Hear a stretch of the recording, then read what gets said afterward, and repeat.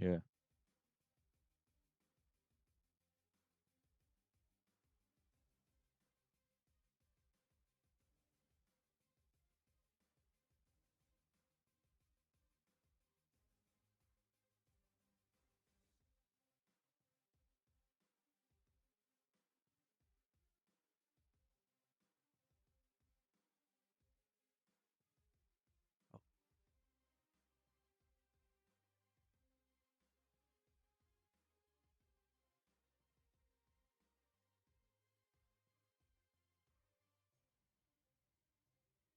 That's all good.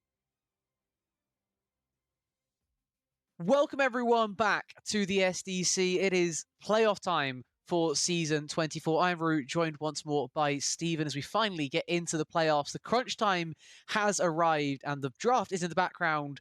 The overlay as well in the front round tells us exactly what's going on here. We got reveal a player going on by Godzilla because there's no hide a player from Luer's point of view. So they may as well get rid of that in the first game. And we've also got a ban toolkit used, which basically means that they have prevented Camille and they've got two other additional normal bans, in which they've chosen Garen and Fiddlestick. Steven, how are you feeling about playoff time? I'm very excited, Rue. Good to be back here, casting alongside you. It's been a little bit. Excited for this matchup between, of course, if you were following along with Aware Syndicate, was the first place team by record with 23-10, and then Godzilla Final Wars 21-12 tied for second. But we're getting this matchup here because of just a little bit of a miscalculation on Laware Syndicate's side. They ended up going a little bit over their player value in the regular season. Normally in the rule book, that means that they would be disqualified from the playoffs, but in the spirit of the competition and how good they did, etc., the punishment was knocked down to you're going to lose basically all of your perk points except for like finishing in the last spot to make playoffs, and they ended up being demoted down to the 8th seed. So that is why we are seeing a pretty premier matchup here in the first round. Again, what would have been the first overall seed, and then basically a tie for second with Godzilla and PWC. So should be a very, very fun matchup. And if I remember correctly, I don't remember if it was you or Colonel I was casting with, but I remember watching Nico in one of the playoff series last time, and he just had a horrible series, and I was going in on him for absolutely zero reason because someone was. I forget if it was you or Colonel, but they were I it's do like, not yeah, remember this that, but I'm guy's so laughing at it because that's good. quite funny. Yeah, he plays flex, like he's worth like 43 points or whatever, and the guy was like 1-5 like every single game. And I was like, it got a little out of hand on my end, so I'm excited to see Okay, well, Nico again. this time And I'm though, looking you for a get better Flip Tick Top. performance. And Flip Tick Top gets Flip Tick Camille because of that prevent ban, as is perhaps to be expected. As you mentioned before, Godzilla have a plethora of perks at their disposal. They also took a wheel, which is why they got so many random ones at the end. They probably didn't want the reveal player, if we're being honest, but the wheel chose for them, and that is what they get. But they still have so many to use throughout this series, and that bat toolkit as well is kind of filthy. Anytime you have a Flip Tick game on blue side, that is instant Camille guaranteed, can't be taken away, can't be repressed anymore. And I mean, that guy on Camille is enough sometimes to just win the game, though might be a little bit presumptuous to say Camille top lane in this day and age. I'm going to say it for now because it's Fliptic. You never know, though. Akira could be fancying stealing that away, and that would be very funny. Into Nautilus wouldn't be the worst shout of all time. Of course, this meta very different, even from what was in the regular season to some regard, right? The early phase a lot less mage focused than perhaps it is now. We got a Hui chosen here by Luer in their first pick.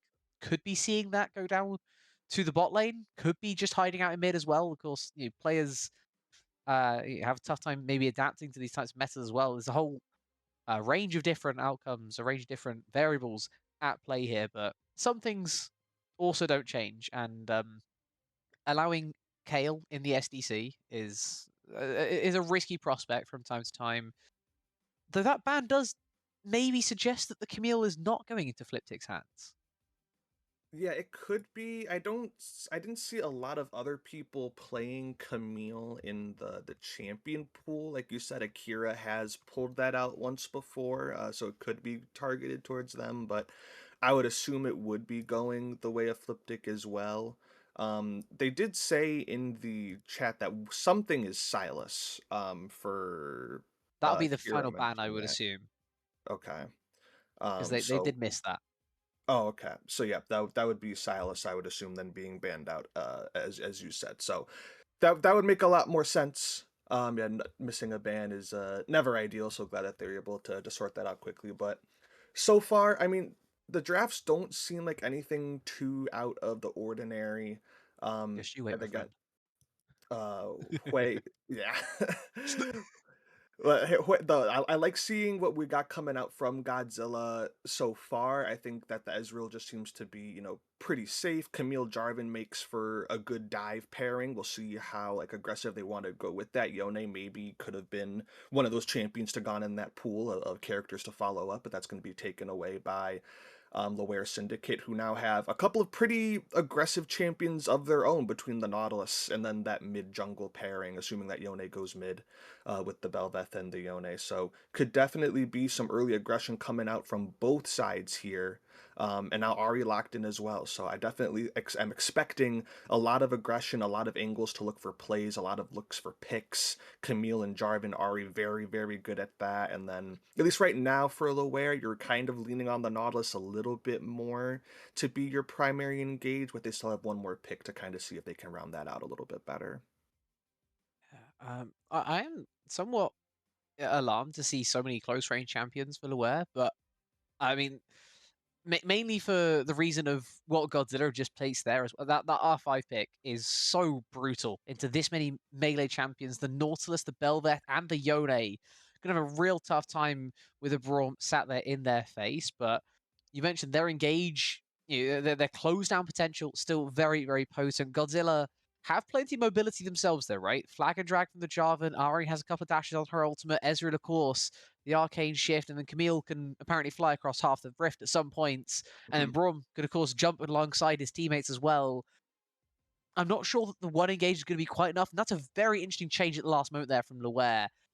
Ornn would have been the safe choice. I think it's fair to Well, say I was gonna into say I wouldn't Fliptic's Camille. actually like the Ornn because when you're playing into the Braum, like you don't really have a lot to block if you're Braum, so you can Hmm. really just kind of tunnel in on that ult. It's just in terms of the long range abilities, it's just Hui and Ornn, and sure, like obviously you might want to block the Hui ult, but it's much more impactful if you can just save that unbreakable shield for when that big ram gets called, and that neutralizes the team fight pretty significantly. So I think in terms of tanks, like Mundo is still fine.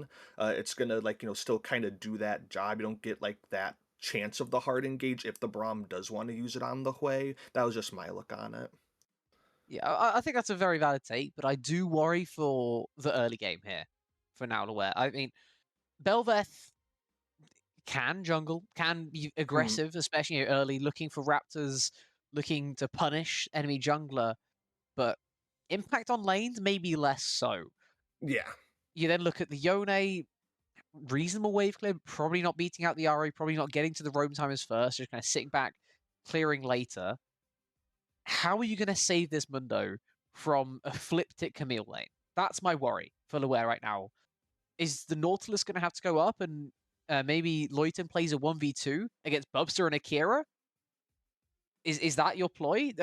Is that the way you try and survive it? The way sits and hopes for as long as she can that she can survive against Ezra or Braum? I am a little bit wary for the side lanes. The mid jungle looks very evenly poised, right? Yeah. Jarvanari versus Yone Belveth probably just means play to steel caps, not much else. But the side lanes, especially in the early game, could be very, very strong here for Godzilla, especially bearing in mind, we have nameplates on as well, which helps us out in these types of scenarios where we say Bubster's pretty good at Ezreal. Akira's pretty good at whatever the hell they want to play support. And Fliptic, I mean, they couldn't exactly deny his Camille. So I understand the lack of ban because it was quite literally prevented, but I am still scared for Loire, especially kind of early first 15, 20 minutes. Yeah, and I think at the very least, if you do want to kind of lean into like what you were saying in terms of just let Quay stay bot, like that's the champion to do it with. You're picking the safe mage. That's kind of been one of the big reasons for this revolution of the mages bot is the support can kind of go around the map a little bit more and have more impact around there. You're not as worried about, your mage in terms of being able to catch farm and stuff like that and just play it a little bit more safer. But Ezreal Braum is something to be concerned about. You have, of course, the Qs coming out from both of those champions, the Winner's Bite and the Mystic Shot, can easily tag on for a couple of stun procs right there. And then Hui does have to be a little bit more cautious than normal, but I also just wouldn't be surprised. Again, it obviously is, Fliptic Camille and all that, but it couldn't, you know, also just be just as simple as like, hey, Mundo, like tough luck up there, man. All right, you're gonna kind of weak side it up there a little bit and just try not to die more than like once or twice. We'll come up there a little bit when we can, and we're just gonna try to play for our strengths, which ideally again could be the mage bot, although Ezreal again has that range to not get bullied out as much as some of the other AD carries that you might be used to seeing as well. So there's definitely going to be some interesting dynamics here. I do think that overall, I probably like what Godzilla have a little bit more. Their hard engage isn't like the best and the cleanest. It's definitely more playing for picks. If you're lucky, you can get a 2 or 3 man Jarvan EQ combo, but it's probably going to be a lot of playing for picks coming the way of Godzilla. Whereas I do think Laware, if they can find, again, a Nautilus hook, they still have that ability to counter. But I do also agree, I believe you said it before, the mobility of Godzilla between all of those champions. Every champion has a dash. Even Braum, you can press W on one of them and dash Hmm. technically. So there's a lot of mobility to deal with. I don't know if Laware are going to have enough lockdown to really deal with that going into those mid-game fights. Yeah, well, that will be the difficulty. I mean, getting to the mid-game fight as well might be another difficulty. We'll see if they're able Yeah. to match up to either of those as we get ready for game one. Until then, we're going to throw to a short little break and be back when we're on the Rift for game one of the series. See you then.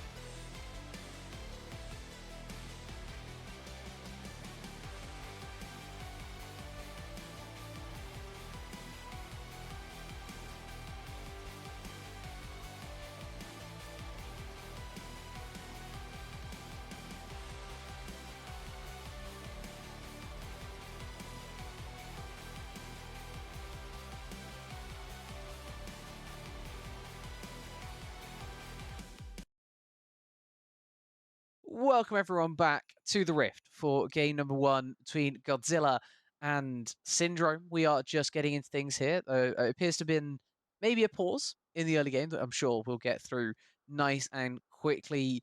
We're just having a look through some patch notes. It appears that Belveth may have had some changes.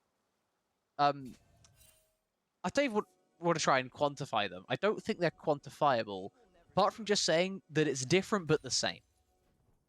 Yeah, you can't quantify it at least without probably like a 10 or 15-minute YouTube video explaining everything as we were trying to figure out and discover here before the game started. But yeah, she is different. It seemed like the a simple way of putting a lot of her base stats at the very least. Her early game is weaker a bit with the AD and the attack speed, but the modifiers and stuff are going up a little bit. Same thing, I believe, with her health as well, and then her abilities have all been adjusted to some varying degree as well. So Belveth will look different. Just depends on if you'll notice it or not, or how much you'll notice it or not. We'll have to see. But as the game has gotten started here, it looks like both junglers gonna be starting on their opposite sides, so this could make for some interesting decisions on if either side wants to get aggressive, look for any invades or early ganks. Wouldn't expect it from the Belveth, obviously, in terms of early ganks. But Jarvan, you never quite know. All the lanes for Godzilla Final Wars seem to have the prio right now. And looks like they'll probably just be chilling around here. But as I say that, Nohue going to get queued in on. He's going to take a decent bit of damage. Actually Wow. has to pop the exhaust as well. It's a very late exhaust in that exchange. If you're going to have to use the summer, you want to use it as early as possible to get the maximum value. Instead, takes the worst of the trade, still uses the summer, then gets traded on once again. The Soul Unbinding, helping Cahel out of that situation. Avoids the charm as well. Very nicely played. Back to the Belveth, because it's still interesting, mate. I'm going to drag it back here at least to start off with. It's so different to see a Belveth starting on their Raptors and not being a psychopath at the start of the game. It's a pleasant surprise, right? I'm not going to pretend that I enjoyed seeing Belveth flip the game at level 2, but it is still different to point out, and it actually means that the Jarvan is allowed to go for a bit more of his clear than maybe he would have otherwise. I think Nihowdy taking full advantage of that, make sure all the way from the bot to the top side, know exactly as well where his bread is buttered. Fliptic in the top side, taking it quite early aggressive trade, maybe not all too surprising into the Mundo matchup. Still has Ignite, doesn't have TP, but if he can get back in time, maybe Nihowdy can make a difference as well. As bot lane also going pretty well for Godzilla. They just keep putting that pressure on for now. Akira's going to keep proccing as much of the concussive blows as possible. Only up to 2 though right now on death, as they're once again going to time out. And the junglers seem to have made their way to their respective crabs. Nihowdy looking maybe not for the top side, instead tempting Cahal in mid. Using the Soul Unbound, using the Q3 as well. Reba Mountain making his way into mid. I don't expect anything made of this play, but maybe not. If Reba Mountain wants to go flashing forwards, hits the knockup onto Nohue, but now Nihowdy is stuck on the wrong side of the rift. Cahal also has Q3 once more. Uses it just to force out the flag and drag as Death roamed up, but isn't going to get anything for it.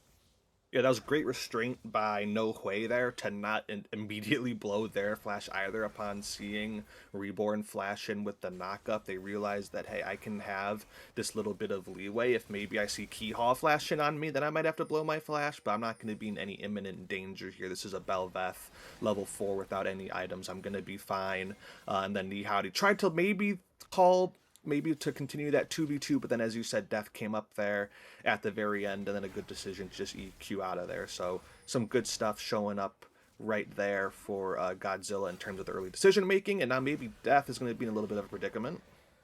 I'm not sure how Akira's won that trade, but they appear to have, and it's They got the confusing. heal. They did get the heal. That might be the most confusing part of it. Of course, Bubster just taking that base. He's going to also get the cancel here onto Death. Going to get forced to flash at the very least. 3 stacks and cusp blows, not quite 4, is going to ensure the Nautilus' survival this time around. But a massive advantage now found in the bot side for Godzilla. They use their own heal eventually in that exchange just to make sure they have the close speed required. But 2 summoners for 1, a massive advantage, as well as a little bit of CS advantage building up for Bubster in the bot side. Matched as well in the top side by Fliptic, though Cahal doing his best to try and equalize that across the rift, as it's a negligible gold lead to start things off here for Godzilla in game 1.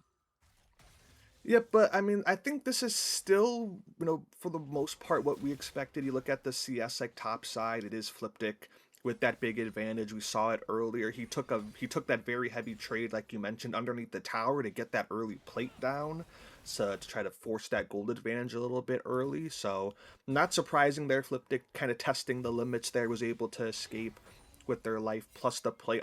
They are down a little bit in experience though, I would assume, as a result of that.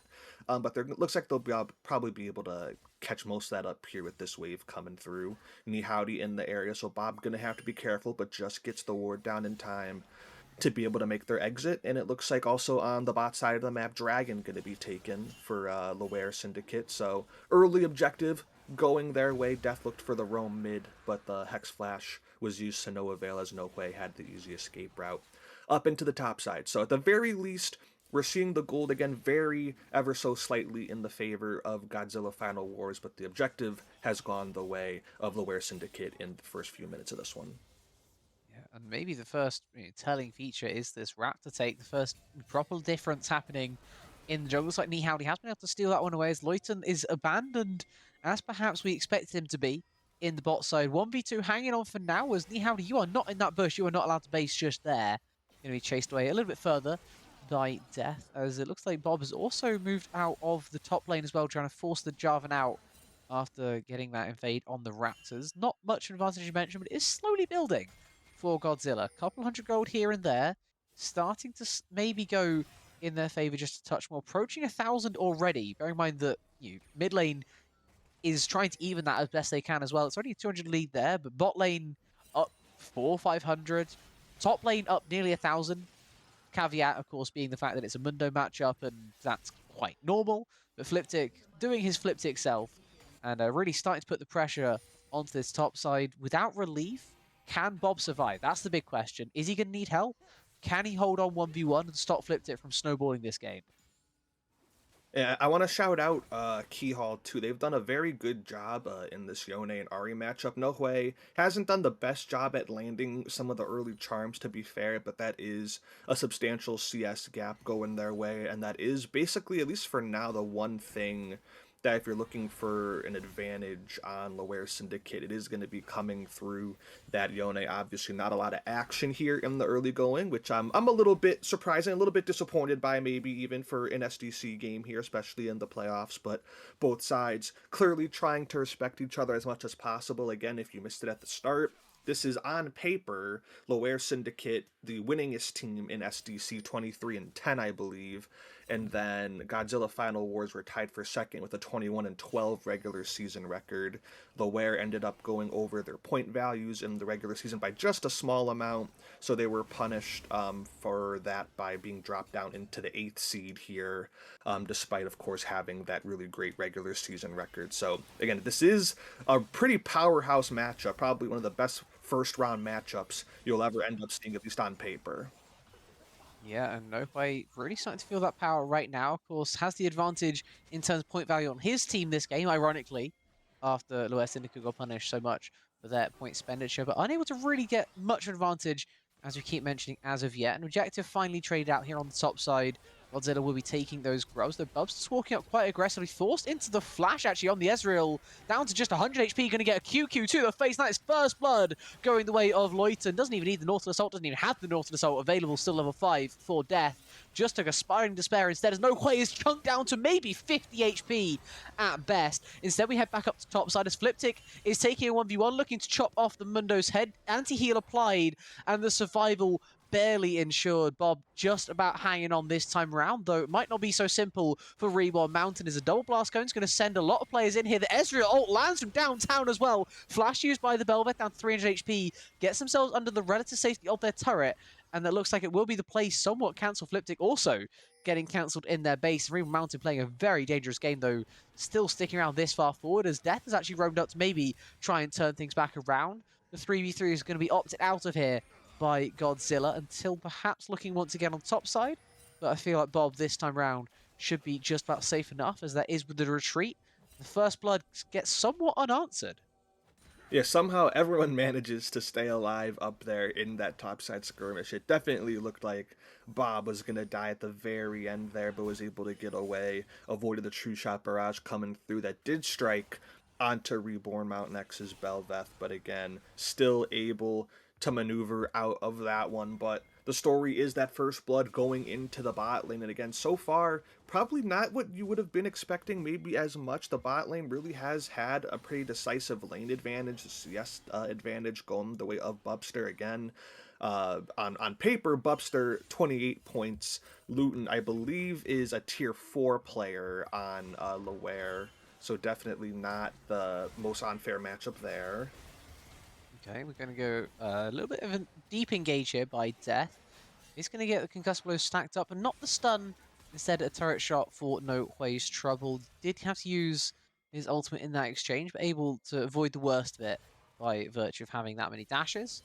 And it means that it will just be a little roam with nothing else said, as Kahal is going to TP back. Not quite at the balk just yet, but as that ticks ever closer, it feels like this Ari is somewhat on the clock to try and get something else going in their lane right now, because you'd expect early game the Ari to do maybe a ton more than the Yone, but as things stand, Kahal's done a really good job.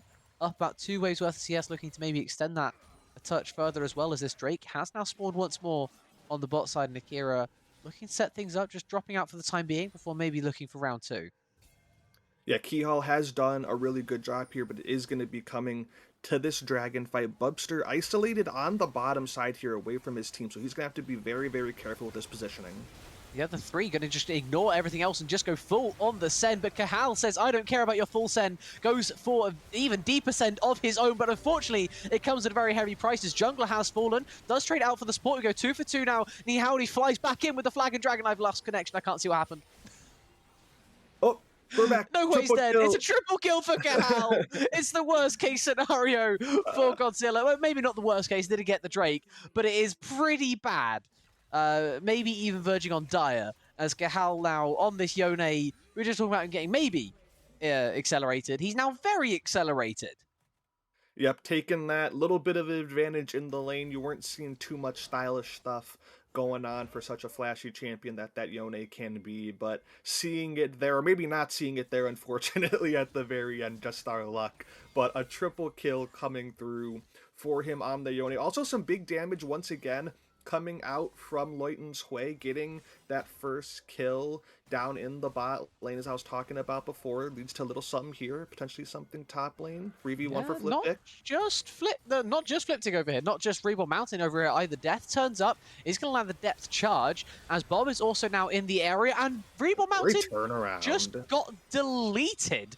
Welcome to Fliptic Hui, not Hui, Camille. I'm confused by the fact there's a Hui and a no Hui in the game. That doesn't matter in this play at all, though, because Fliptic's just decided to turn things around, get himself a double kill, and it had been such a good job.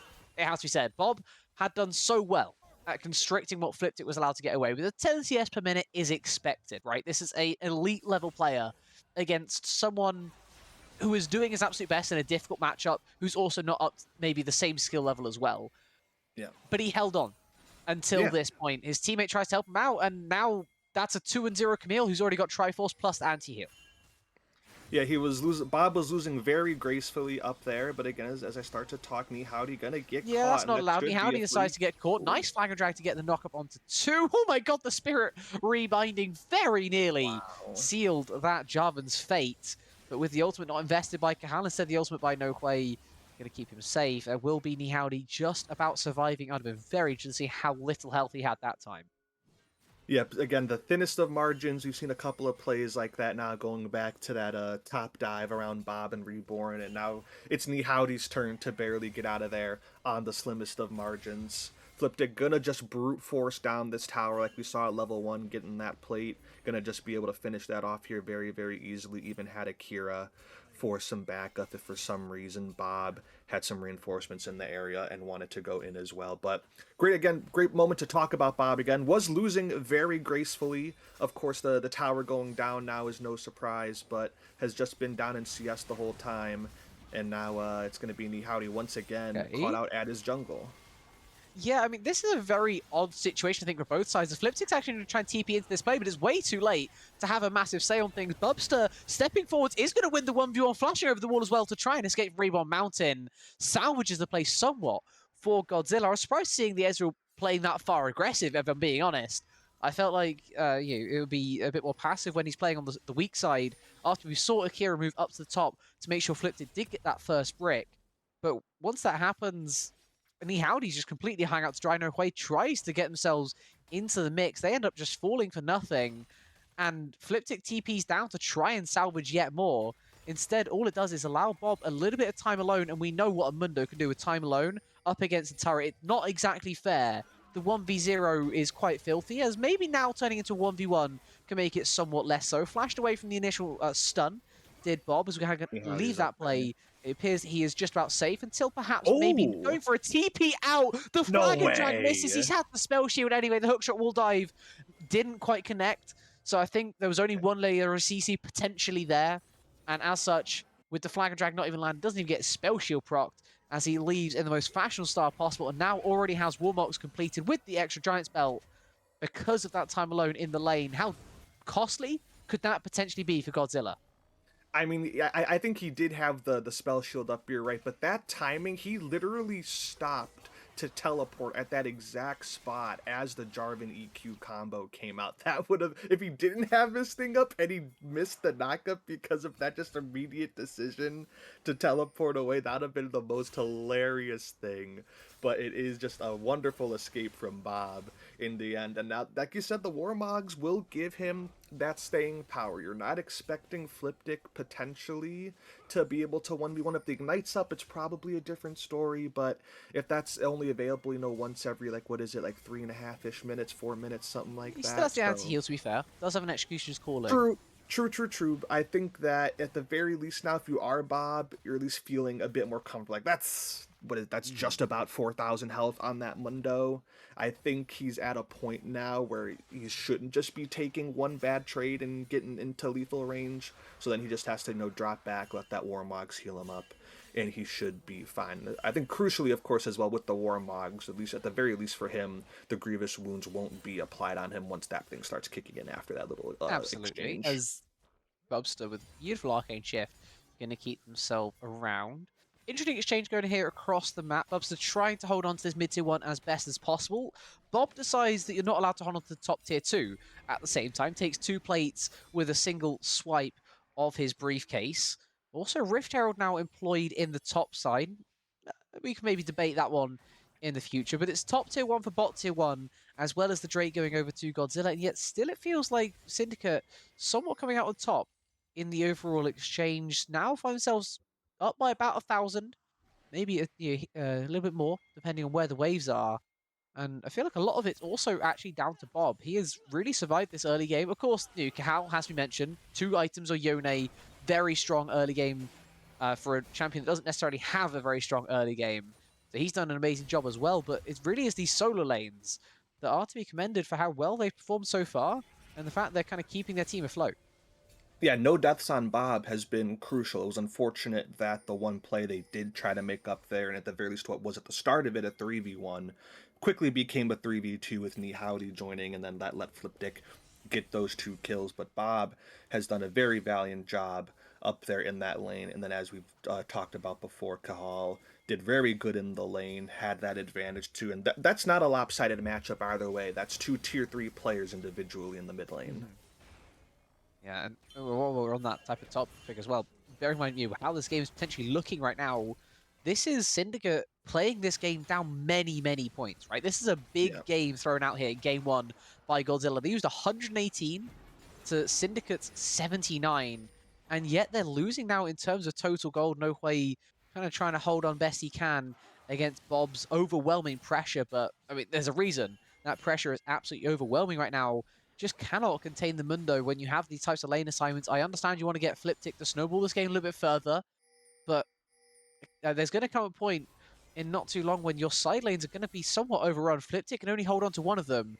No way he's going to have to either hold up against this Mundo or hold up against the Yone. And unfortunately, I don't really favor them to do well in either matchup because of how far behind the Ari is. Yeah, I think that's really gonna be a big problem is dealing with this Mundo now. You don't have a tank killer, and your Ari is already like pretty far behind. So ideally, you would probably want Fliptic in that matchup to deal that true damage and probably have the best chance of sustaining against him throughout the fight. But you kinda also want Fliptic to deal with that 4 kill Yone who has 2 items, and of course, Fliptic has 2 items. You're not going to have Jarvan be down there to match him. You're going to have Ezreal mid lane trying to move around with your team. So, Fliptic, ideally, if he could, he would be in 2 lanes at once. But yeah, of course he can't. So, you kind of have to pick your battles there. And I think that's going to be probably the biggest strategy point for Godzilla is figuring out, okay, where can we send Fliptic to kind of best maximize our chances of doing whatever we want to do around the map? Are we going to try to find a pick on someone in the side lane? Are we going to be grouping up around this objective? This dragon going to be coming up in just under a minute and a half now. There's a lot of pain points for Godzilla to worry about. Yes, Kahal 4-0-2, but even Luton Sway 2-1-3 right now, picking up that kill after the first blood as well. They've dealt some pretty massive damage as well. So there's going to be a lot for Godzilla to kind of balance out and figure out, okay, how exactly are we going to find our way back into it? You know, it's going to have to be around I think Fliptic they found though. it. I Yeah. think I think they found it. It would appear that just send everyone mid and see what happens. Depth charge now invested, as it is TP's coming in from all sides. Unfortunately, Noquay cannot match this, so it's a 4v4 after that initial pick. River Mountain barely able to escape. Looks like Kira will not be joining him in that fate, eventually getting deleted by the Soul rebinding, but it comes at a very heavy cost, actually. Bob got kind of eviscerated off the face of the Oh, I planet, only and blind. Bubster is a filthy, filthy animal. Now Noquay turns up, gets himself at least an assist in the kill of Reborn Mountain. It's a 4-for-1, and it's only the Braum to die as well. That could potentially lead to just more than the mid-tier one. They're looking at the Baron, and it looks quite possible. Yeah, leave it to Flipdick there. I was just about to finish my point, and they go for the engage. Flipdick finds that moment to go for the engage. The rest of the team, great job surrounding him there and being able to follow up. And it's going to be a free Baron for Godzilla Final Wars. And a very pivotal moment there. That's the type of play where it's like, okay, if for some reason you botch it, it doesn't go well. There was a response coming through from the Wear Syndicate, but it was very cleanly executed by Godzilla. Bubster, who has had a pretty good game, again, not talking about them as much because they were kind of on the losing side here for this little bit of a period of time, but now up to 5-2-1 on the Ezreal themselves, working towards potentially the LDR. Yeah, and they're looking to try and get back as well in time to contest this Drake, which is about to fall down. It won't be quite contested in time. Reborn Mountain had sole control of the pit. As Fliptic flies his way in, is going to get traded 1-for-1 for the support. This is a huge fight Great that's not fight. going to be going in the favor of the team that just got the Baron. Godzilla through everything to try and contest the Drake, but it had already gone, and it's now Bubster effectively 1v3 trying to turn this one back around, but he's going to do Oh, precisely he that. can do Avoids it. the face shield as well. No way! This was a 1v4 that he's just got all four in! Wow. Bubster, you are disgusting! He gets all 5 in the fight. It counts as a quadra kill, but it may as well be a penta. Bubster cannot be allowed to do that. He was just talking about him potentially getting to his LDR. He may get the one after that as well. That's disgusting. Yeah, that is just a masterclass in 80 carry play right there from Bubster. Was just so patient watching that fight play out, and then is able to go in at those final moments on those blinking health bars, dodges the fate sealed at the end from Kahal, not allowing that super fed Yone to get right on top of him. The story of that fight up until that very end there was gonna be the Hui. There was so much damage coming through from all of the AoE on that champion, but they weren't quite able to finish it all off. Bubster was so healthy, again, just so patient on the edges of the fight, and then finds the moment to do the right thing to do on Ezreal. You arcane shift around, you manipulate the fight with your positioning, and now it is the LDR coming through. I thought for a second maybe we would see the Mortal Reminder, but you already got it on Flipdick, so you don't really need that. If Ari really wants to be safe, she could probably get an Oblivion Orb as well. But don't let Bubster build the anti-heal. Let him be the carry, get that LDR, work towards whatever that 4th item's going to be now. Maybe, I probably assume Spear of Shojin. I believe that's what that build path is. 10 kills on this Ezreal now. Still not, the most lethal tank killer you've ever seen in comparison to some champions in League of Legends, but he's going to be more than fine now because that Mundo is just a couple of health items still at this point in the game. Yeah, I don't know if you just saw what was written in the client Yeah, chat there. Bubster on 200 ping. 1v4ing on 200 ping. It did not look like he had 200 ping there, just perfectly avoiding everything. As we're back into things, so of course we do expect the typical Riot post Maybe pause that's why I bug was playing so to safe. once again still be coming back around. There it is. Do not panic. This is well, maybe not everything being normal, but this part of the game is quite acceptable. As things stand, Bubster just how do you stop him now? I mean, he's already at 3.5 items, doesn't have the flash anymore, so maybe a small little weakness there, but he'll have it up by the time the next objective spawns. The Drake and the Baron look like they're going to be roughly overlapping at 3.5/4 minutes on those two timers. The flash timers for basically everyone going to be around by then. In fact, it will be everyone by then because a lot of them got used in that exact fight. Yeah. I'm surprised that Godzilla even took that fight. I'm gonna say that before we go any further into the analysis there. I don't think it was necessary. I think you can just give the Drake and be happy with your Baron. That's part of the exchange. But they decide to send it even deeper. And clearly, to Bubster's credit, there was some very strong faith to be had in his Ezreal. I do slightly worry, though, for this Baron push, because they sacrificed so many members. They did lose 4 of them out of the 5. This Baron push nowhere near as potent as it may otherwise have been, as we're going to get another engage coming in here.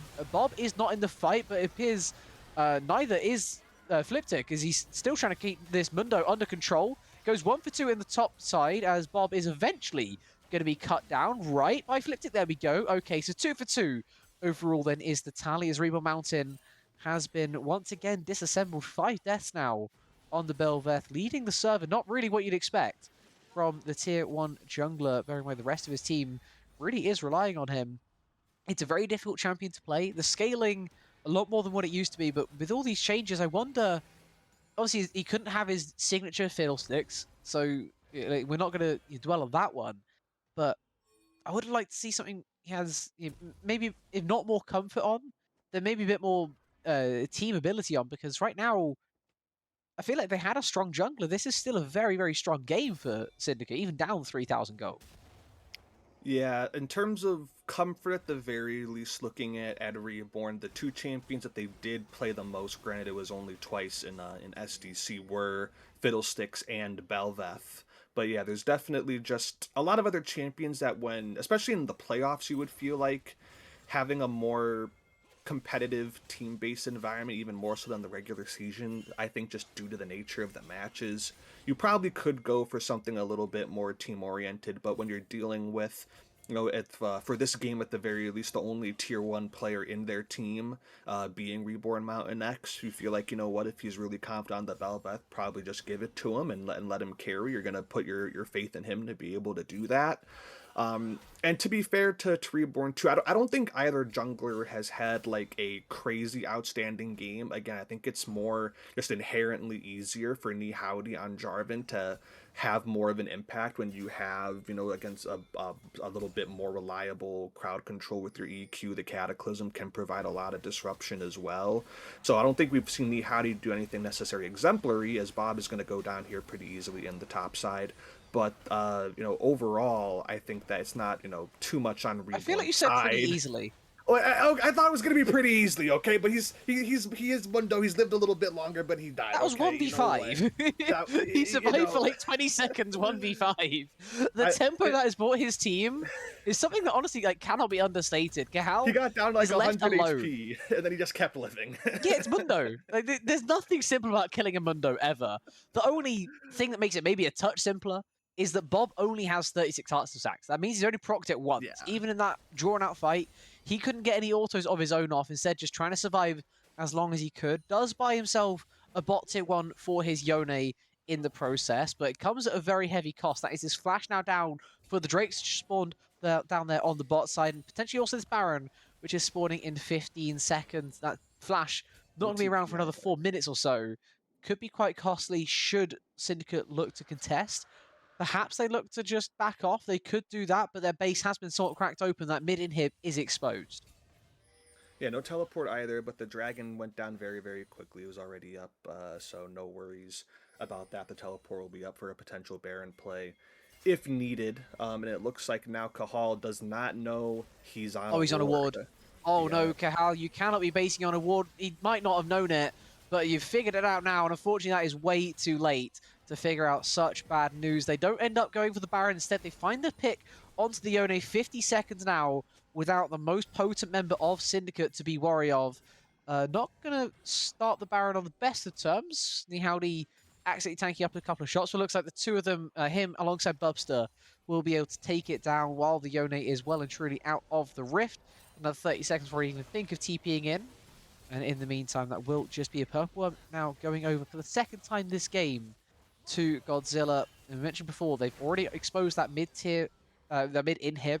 They exposed the bot tier 3 as well. They could look to push towards top side. They can split push however they want because Fliptic exists and he is so strong at 3.5 items. I'm starting to get a little bit worried for Syndicate. I thought it would happen in the early to mid game, that they'd maybe struggle a little bit more, but something we also sometimes see with lower point value teams is they can struggle as the game gets later as well. Yeah, and I mean, at the very least, shout out to their main carries, the mid lane and bot lane. They've done really well, both Cahal and Leighton. Again, Reborn definitely more surprising with the lackluster game, but as I was saying before, I don't think either jungler has done like super standout stuff. They both tried their best to help follow up what the rest of their team has been enabling more than themselves. I did want to point out too, was Endless Hunger coming through for Bubster. I was thinking maybe with Shojin, Endless Hunger as well definitely is the standard item there also, so no surprises on the Ezreal. And now it just feels like it should just be, ideally at the very least, a matter of time. We see Bubster teleport up to that top side. They're just going to make sure that nothing stands outside of Lower Syndicate's base, and it'll just be up to them to see how aggressive they really want to get. Fliptic has just been kind of alone in this bot side, holding the push coming through from Cahal, and he's had Reborn backing him up as well. So I would really like to see Godzilla really get aggressive and start forcing something down here. Oh my god, what is that damage? Yeah. Fliptic just chunked off half of Cahal's health bar, almost accidentally. Bearing in mind he's playing in the weak side, he did that as kind of like a test to see how committed you truly are. I do wonder, actually, hold on. If he's just chunked half of Reborn Mountain's health as well, they can't get back into the base here. This is a 4v3 to potentially just end the game outright here for Godzilla. The Mundo is going to be a bit of an issue, as the Jarvan's also put down 2 GA as well. The Spiring Despair going to knock him down, and the Mundo's still sticking around, but it's a 1v2 win by Fliptip, because of course it is. He starts to channel his TP to make sure he can get into the fight. Going to cost him his Braum, as Fliptic's also quite low himself. Going to apply the anti-heal to the Mundo, as they will look to just escape. They will survive. They'll keep 4 of the Barons alive for another 40 seconds, and they also get the mid and top inhib. Got very risky there towards the end, but they will get some of the job done, if not all of it. Yeah, I mean, the Hui just puts in so much work in those types of fights. Just, it is built for these just little close range. Just everyone's diving on top of each other. We're trying to scramble to end the game here with this last push of our Baron. Ideally, we don't let it go any further. But the Hui just says, nope, I have so much AoE wave clear and damage to be able to kill you. Of course, Cahal as well, the other main threat supporting in. But it was a valiant stand there for Lower Syndicate. They still are in an uphill battle, but I wouldn't count them out entirely unless Fliptic is like ready to fight around these objectives 5v5. They're going to take these 5v5 I think Fliptic's like ready this. to fight earlier than the objectives. The Dragon's Soul not even spawning for another 50 seconds when Death is once again sent down to Death a 5th time this game. Not quite matching his jungler, but it looks like Bob is trying to as well, down to about half his HP, but he is playing Mundo, so maybe that was... what the hell happened to that Yone? There's excessive. Goodbye, Dr. Mundo. The game has now decided to end. Rebo Mountain trying to escape best he can. Loyton going to do a ton of damage. No MR on the other side because he is the solo AP threat, but it just does not matter. There's no threat in a 1 versus 5 such as that, and there's such little threat that they're happy to just tank up the turrets. The Void Grub's providing a little bit of a reprise, making sure they're not tanking turret shots the whole way through. The minions will arrive to make sure the turrets get that backdoor protection turned off, and it is just somehow a clean 5-0 ace trying to step up around the Dragon Soul. is the last thing Luer Syndicate do in game one.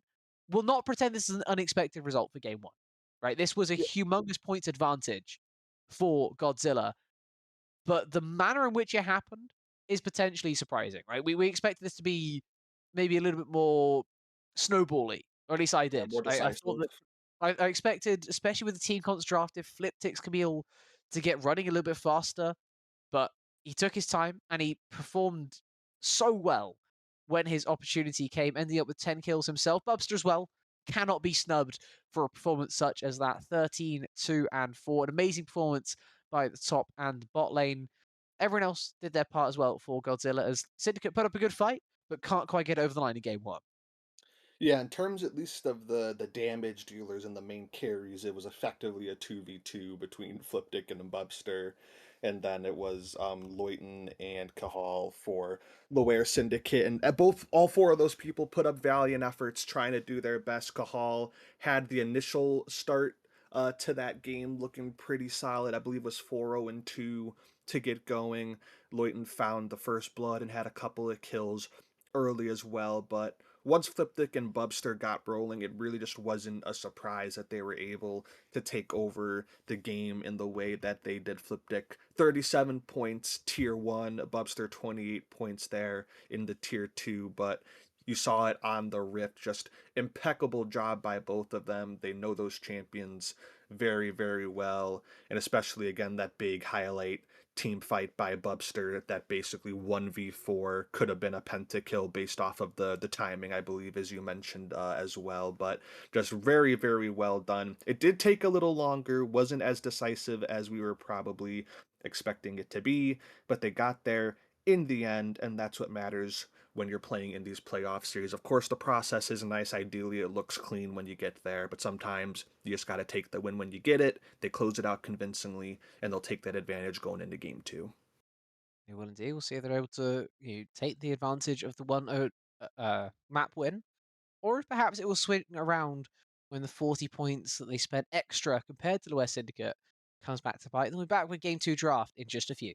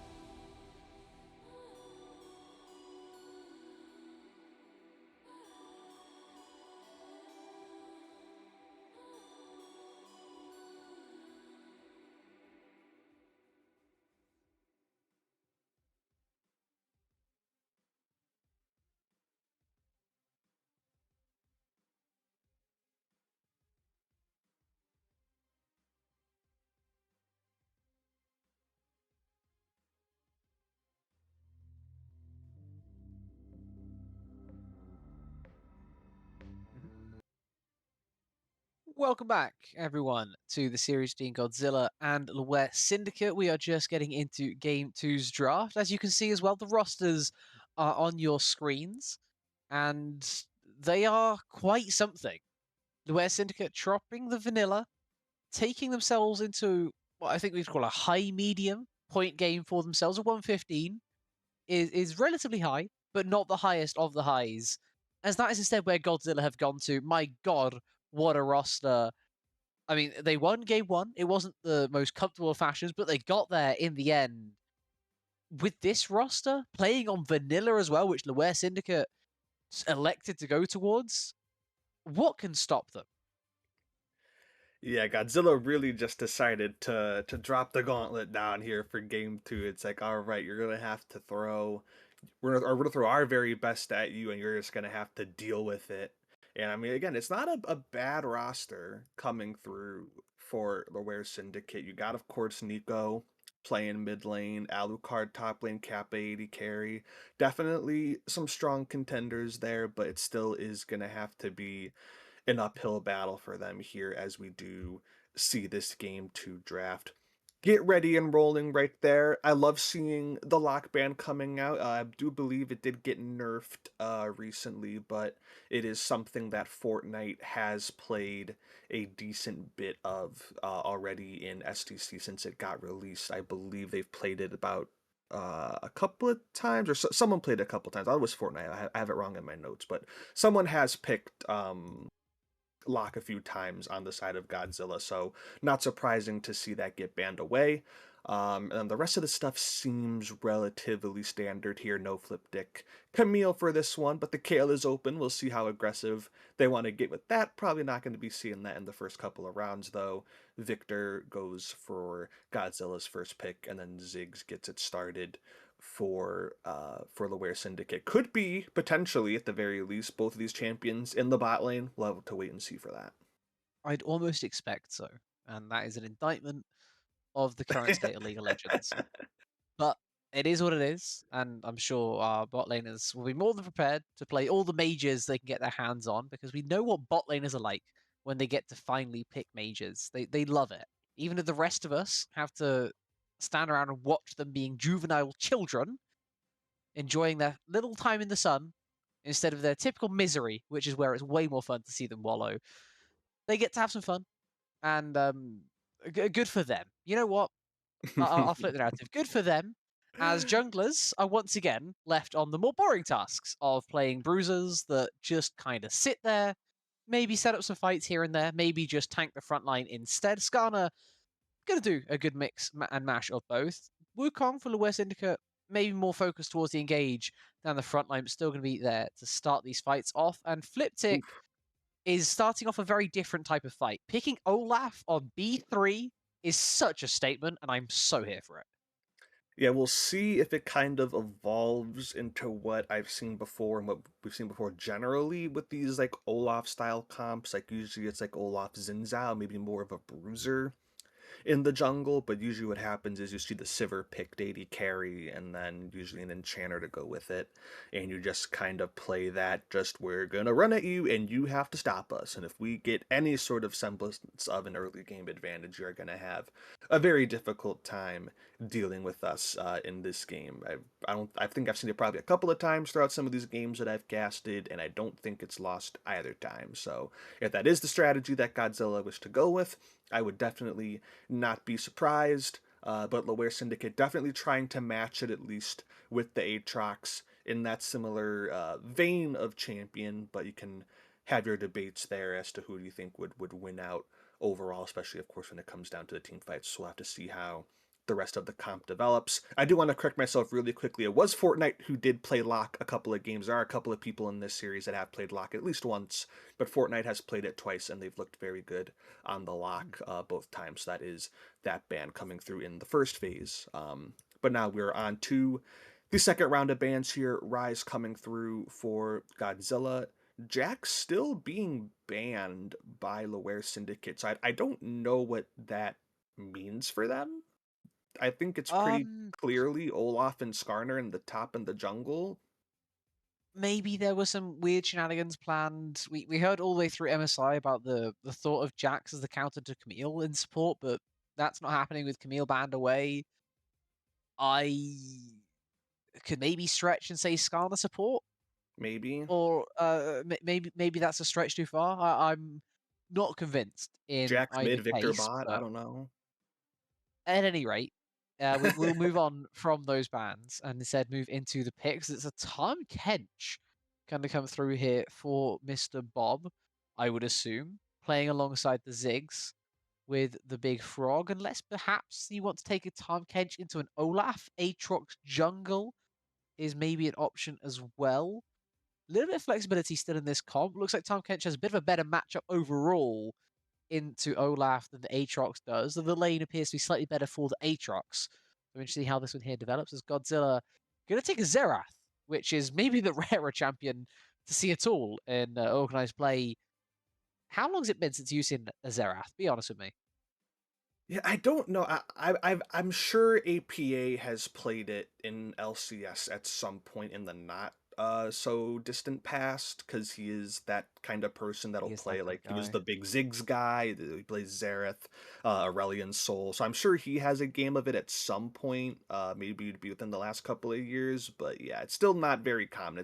It's that type of special player who really enjoys that specific play style of just beating an artillery mage and not interacting with their opponent as much as possible. Apparently FlyQuest did it in Okay. LCS Spring, which is a bit interesting. But okay, if you say so, I guess. But Xerath has his time in this place, but it does, of course, lock in that double mage for Godzilla. Interesting to see which way around they put them, if I'm going to be honest, as this is a different question entirely to be asking now. Just Vayne Tom bot, I feel like. It could be. But I don't know why I you'd pick Vayne mentioned into, yeah, Aatrox Jungle Victor earlier, completely Zverev. neglecting the Wukong that was already locked in. Yeah. Time Kench definitely feels like the support in that case, but then you put Nico on the Ziggs? That's not really where I'd have thought it would go. I'd expect Nico to be taking the higher skill ceiling champion. It feels like that would be Maybe where it's Vayne Nico would mid? want it, no? Yeah, it Would could Nico it not could want still that be vein? Vayne mid. So many Uh, questions out of this draft. I think we might only get the answers when we get into game here. yeah, Godzilla, I mean, their draft also has many questions. Let's not get that twisted, but that I don't R5 like is fascinating. I don't like the Xerath coming out in that second round just because like it like I guess it makes sense in the sense that you have like three very clear melee champions that are going to be in the mix, and then you have I guess a control mage with Victor that can kind of create a little bit of self peel and create some space. But I just feel like I'm a little bit nervous that they're gonna be like really desynced when you have an Olaf that his entire point is running into the enemy team as much as possible. And then I would be very surprised if Skarner and Pantheon weren't doing the exact same thing to some extent along with the Olaf. I don't think that the Xerath and the Victor are gonna feel pretty safe unless their team is snowballing ahead by a lot. And then in that case, sure, like you could probably pick whatever you want if you have an Olaf snowballing and Yeah, a you Pantheon and count Scar 1v9. to support him. Yeah, exactly. It just feels like you're missing like some sort of, again, like enchanter to like really get the most out of, especially again, not just an Olaf but like Flipdick on Olaf. We saw what Flipdick did on Camille. That's a champion that has a lot going for it. Olaf definitely does too, but if you have like I don't know, a Karma or a Lulu or something like that, to really like make that champion just an absolute behemoth instead of the Pantheon. Or again, if you want to just do what I was suggesting, play like a utility AD carry, like the Sivir or the Ashe even, but Sivir's obviously the best for that extra move speed and support in that way. I think you're kind of not maximizing the Olaf strengths, whereas I think with Loehr, again, depending on, I guess we'll see how these lanes end up, it's a pretty like traditional comp in the terms of you have your couple of bruisers, you have a tank support who offers really great peel, you have a consistent DPS AD carry who, granted, could definitely struggle still in these fights, or at least maybe not AD carry, but carry in Vayne, who still could struggle in these fights. Pantheon point and click stun, don't want to get hit by any undertows, etc. And then just a good, like, supportive mage who has some great burst and can, again, also has a lot of AoE, a lot of zone control. So I think, unfortunately, with all that explanation, I think it's probably still going to boil down to if Godzilla get rolling, especially with Flipdick, they're probably going to be favored in this game. But if they have a slow early game, if Ziggs and Vayne can kind of just do their thing and settle into it, I would favor Loare. Yeah, well, I mean that's the thing as well, right? We can talk about Fliptic on a carry for as long as we want, but there is a similar level of potency carry for Laware as well. And if Nico is the one piloting this vein, I Yeah, feel like all the things that you said that apply to Fliptic could also definitely apply to him. yeah. So the question still definitely prevails over where. Um, Thank you, by the way, Mr. Twitch chatter, who said, uh, they're asking the question, Nico and Alucard can switch. They actually can. They both play mid top. So they locked into these two roles for roster submission, but they can switch things around if they really want to Okay. and do something absolutely insane like an Aatrox mid. Nico trying to isolate into Fliptic. I don't know if you'd want to do that. Maybe you'd give Nico the Aatrox and try and get him to carry against the Fliptic Olaf, and then you have whatever you want there with maybe Alucard on Ziggs mid. Capanese takes the Vayne bot lane. I feel like we can go around in circles for as long as we want, but there are just too many questions and not enough answers until we get onto the rift. So we're going to take a short little break now, and we'll be back with some answers when we're ready for game number 2 of this series.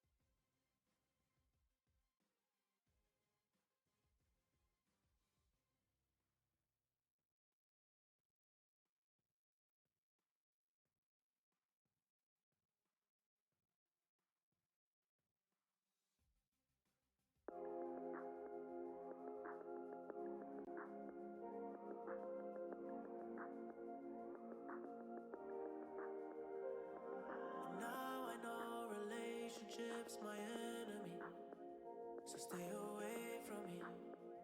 I'm warning you. You try to fill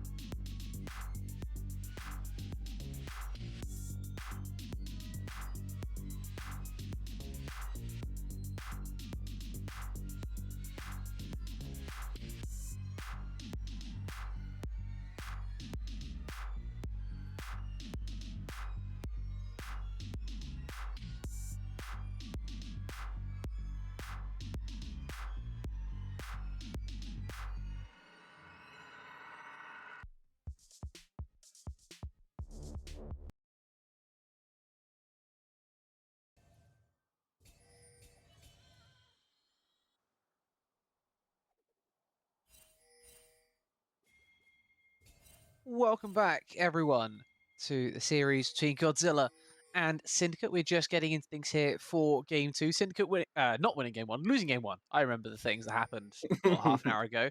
So close, though. So close. It was pretty close. I'll give them that. It was not a nearby game, as Oh Nico my goodness. is not going to be having a near chance at survival. Fortnite doesn't really have much to do with this one, I'll be honest. He drops a little bit of help, but Akira with the Ignite doing some Pantheon support things. Level 1, just W straight onto the vein, and Nico forced into a very early base. I believe we call that cheese gank, if I'm correct. Yeah, definitely, and that does, of course, as well answer our question. It is Nico on the Vayne mid into the Xerath, and then Capanese playing the Ziggs bot with the Tom Kench, which I think in with the benefit of hindsight, it does check out. Like, obviously, you're going to be playing against, the mage bot either way, so having the Ziggs go down there definitely makes sense. I don't think you'd want to have the Vayne going into that matchup at all, regardless of who you would ever have playing on that potentially. So I think Nico going mid or either Vayne going mid or top would have been the more interesting thing. It does end the way of Nico playing it mid lane, and it is Nico staying mid as well, although that was a great suggestion from Guy in chat about that Nico and Alucard could potentially swap as well. They did not, but definitely something that was worth thinking about as well. So we're here now into this game. Definitely some heavy trading already. We saw the cheese gank, definitely said, but once again, maybe a little bit more surprisingly this time, considering it's Alucard up in the top lane, but Flipdick still owning these early levels, up 10 CS already, just 2.5 minutes in.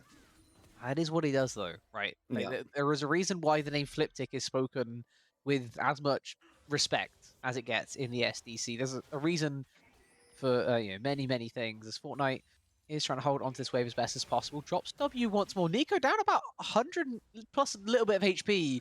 Gonna get chunked out once more by that Q. Down way under 100 now. Able to hang on. Not going to be in all too much jeopardy, but it did look like it was maybe in question for just a second there. One more rotation of spells definitely would have seen him packing. He's forced into the second base of the game, now without pots as well. Obviously, the cheese gank definitely didn't help things. Nakira's somewhat suffered for it. But the second time, a lot more down to the Xerath pushing him out of lane. He still has TP advantage compared to Nico having the Ghost. It is still great restraint from Nico, though, on both of those attempts, the gank and the solo one. Didn't blow either summoner. Very, very patient.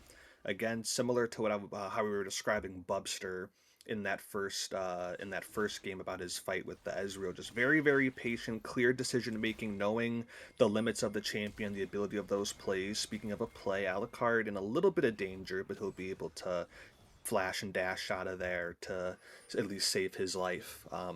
But good for Nico, again, as I was saying, to avoid using those summoner spells, gets to keep those for any future plays down the line on his life.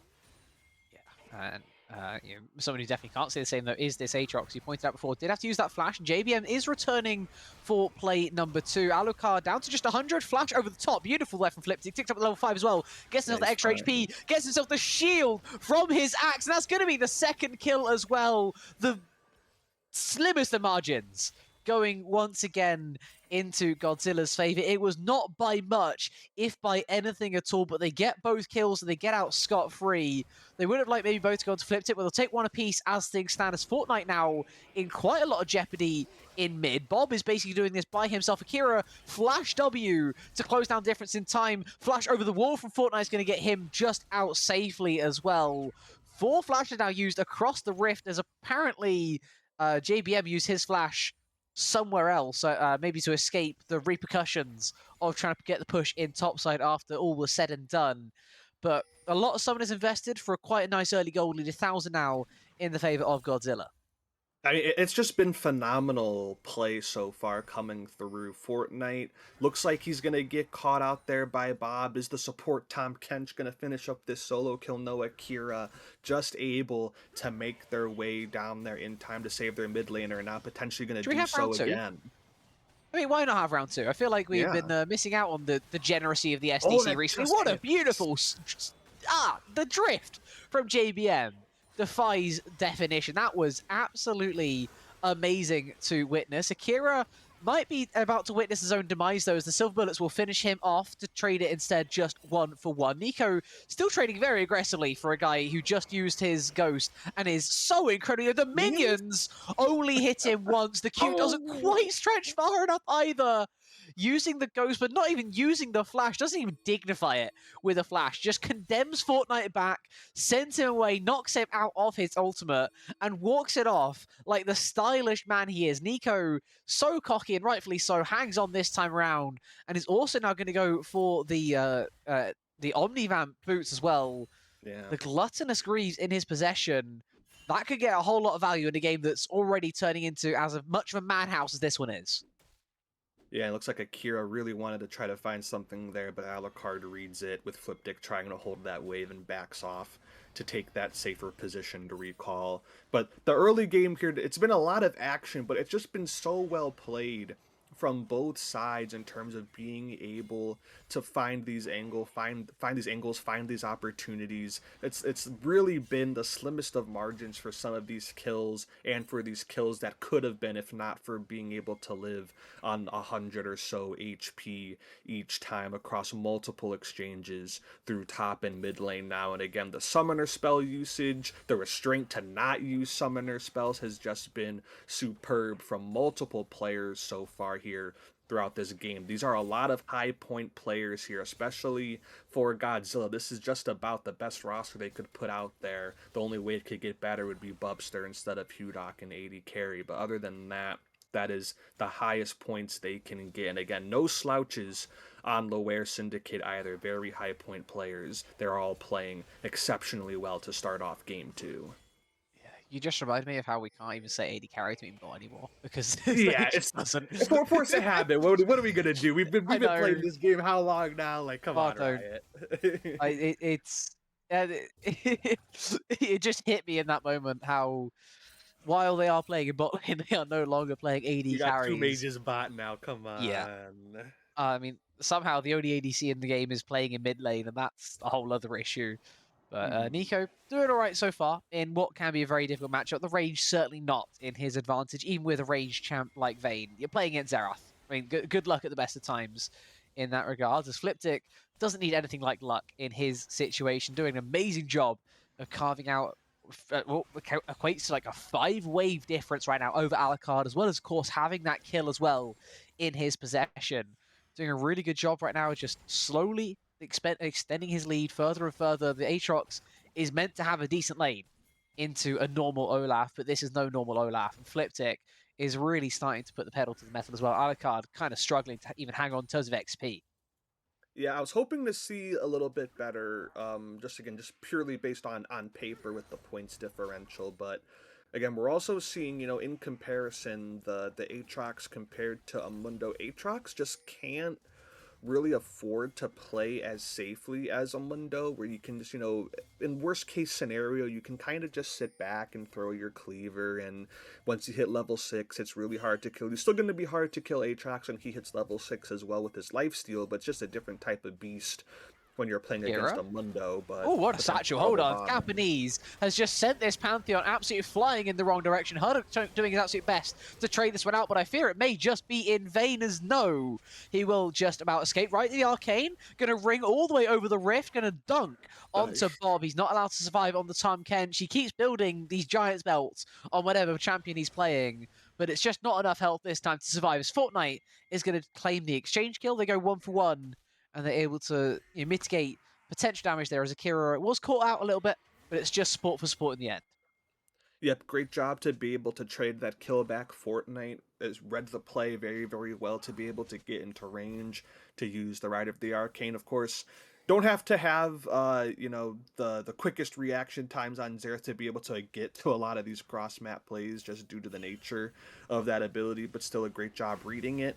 Is able to get that trade kill on what was a nice initial setup from Bob and Japanese in the bot lane against Pantheon, and now they're able to convert that to Dragon as well off of that trade kill our Godzilla. So first Dragon Hextech feeling very good as Flipdick is going to force the ult out of Alucard. Yeah, the all-in on the top side has also got the Ghost out of Flipdick, as well as the Ragnarok on his own. Misses his axe, but, I mean, what do you do? What do you do Wow. against that? He has decided your damnation is imminent. And unfortunately, Alucard can do nothing about that. It's an exchange of 2 summoners for 1. Alucard will be able to TP in and mitigate some of the damage by catching a lot of that wave. But my God, when Fliptip wants to kill you, there's not much you can do, especially when he's playing a champion like Olaf, just goes CC immune and absolutely runs him over. Yeah, it's a Olaf's worst nightmare when you see one of those axes miss, let alone underneath the tower tanking it up with no one else around to try and save you. But he still is just able to get out of there on it. Once again, about 150 HP. The true damage coming through from the E is enough to secure that kill, and things have just gone from bad to worse now for Alucard. He's got plated steel caps, but that's not going to help you a ton against this Olaf. Luckily for levels, at least, they're on roughly a similar pace. I'd assume Fliptic is probably relatively close to being a full level ahead, although they're both level 9 right now. But the CS department is just an absolute monstrosity of a lead in favor of Fliptic, and that won't be changing anytime soon. At the very least, if you are Lower Syndicate, you're feeling good about Nico, which is great, but you're also feeling good about Capanese. Got that kill from the previous play that we saw just a few moments ago, and they've been running the bot lane pretty well in the CS department as well, up over 15 CS at the moment to go with the kill. They have that full item, and of course Ziggs will be good at taking those towers, but Nico is going to have to use their summoners finally. Yep, double summoners invested. Does keep him safe this time around, as that was an impale of all time used by JBM, just a touch wide of the Wukong, as he will be able to escape this time. I wonder if he was trying to like predict where Cathal had gone to, but when he just kind of stands there and doesn't move, it does look a little bit awkward. As Huddock, I'm not even sure if he realizes that he's in as much danger as he perhaps is, as JBM has turned up to relieve that danger. Bob, he looks low for a second, but he does have very thick skin. Instead, it's Cathal, the one who's in the real danger, and that is a kill steal. Yeah. You are a support, Akira.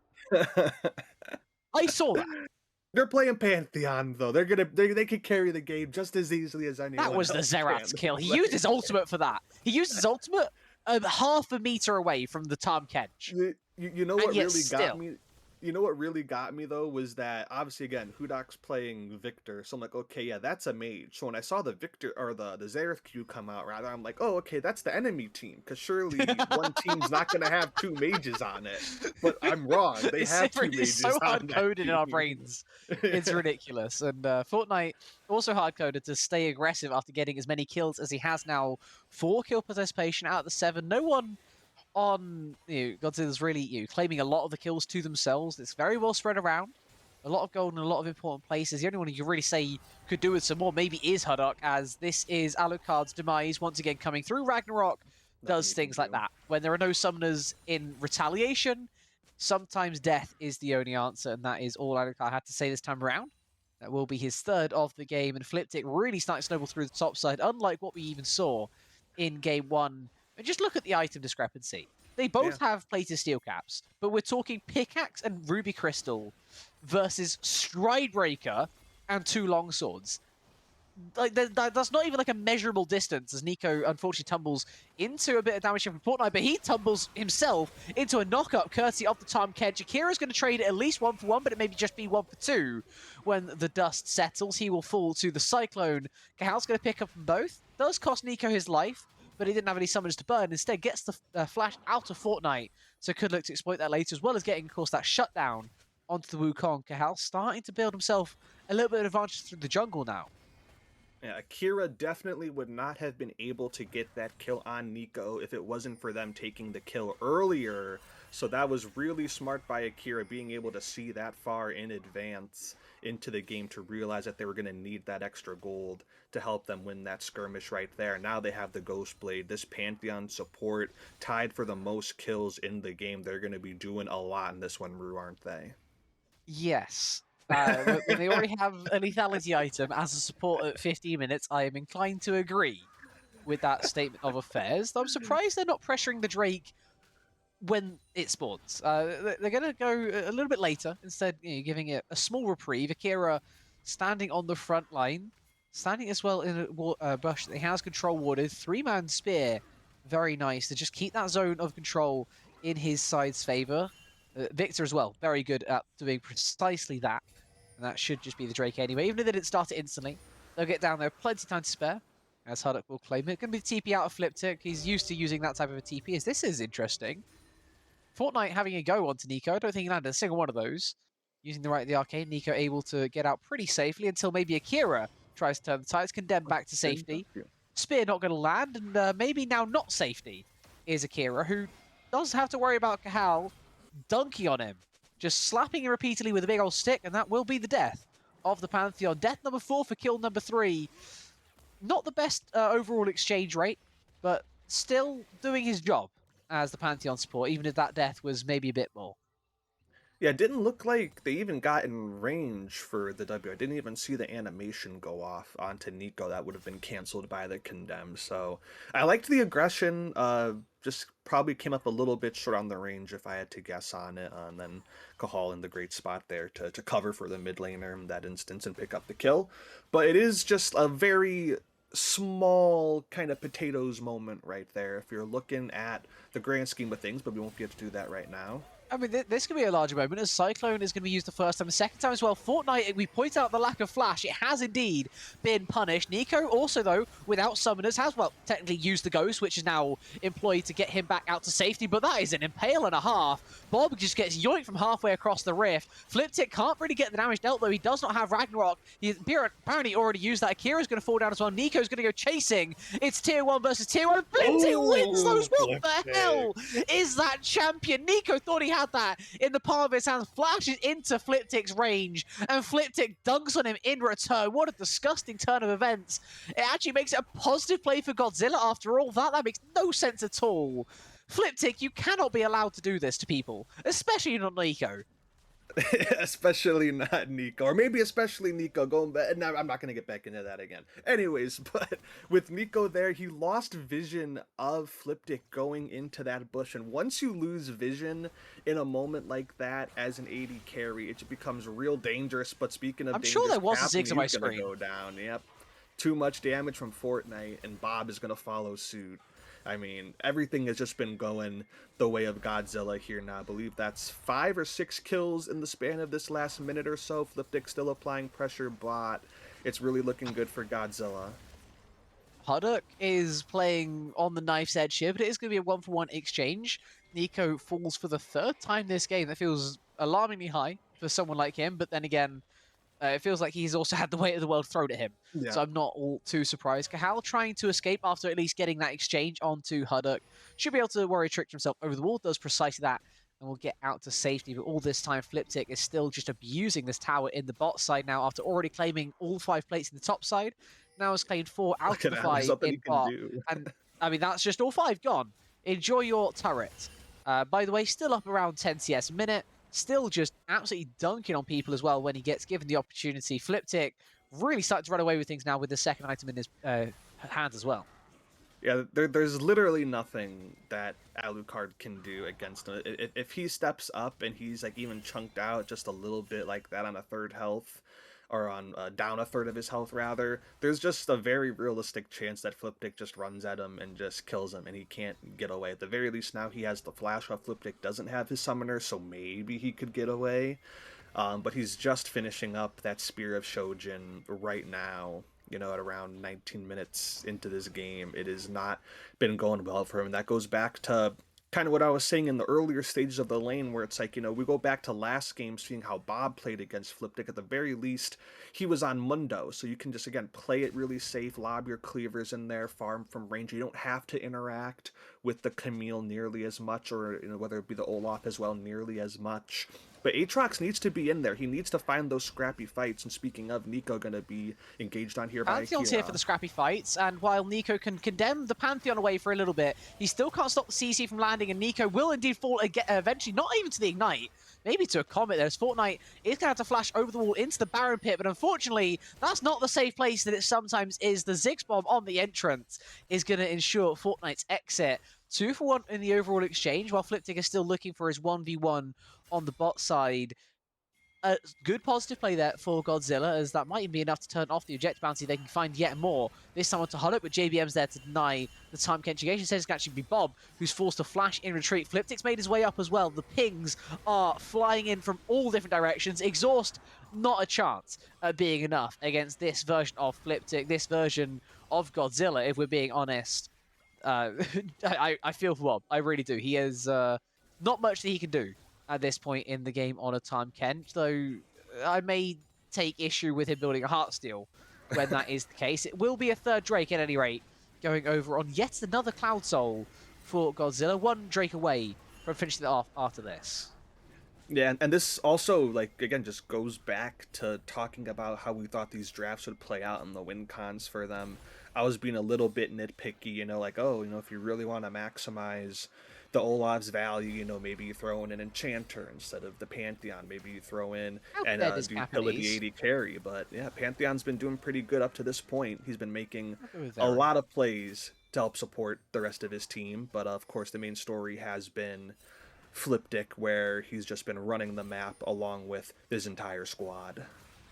Okay, this is an interesting idea, though, from Cahal. Doesn't have many people in the area, but he's going to have some support coming in soon, courtesy of Bob and Nico flying in from the top ropes. He's not even going to need them. That is just a straight-up 1v2 double kill for Cahal. The Wukong is really the shining light right now for his team. I did not expect to be saying that, either when we saw it in draft, nor when we were kind of earlier on, and that was sexy from JBM.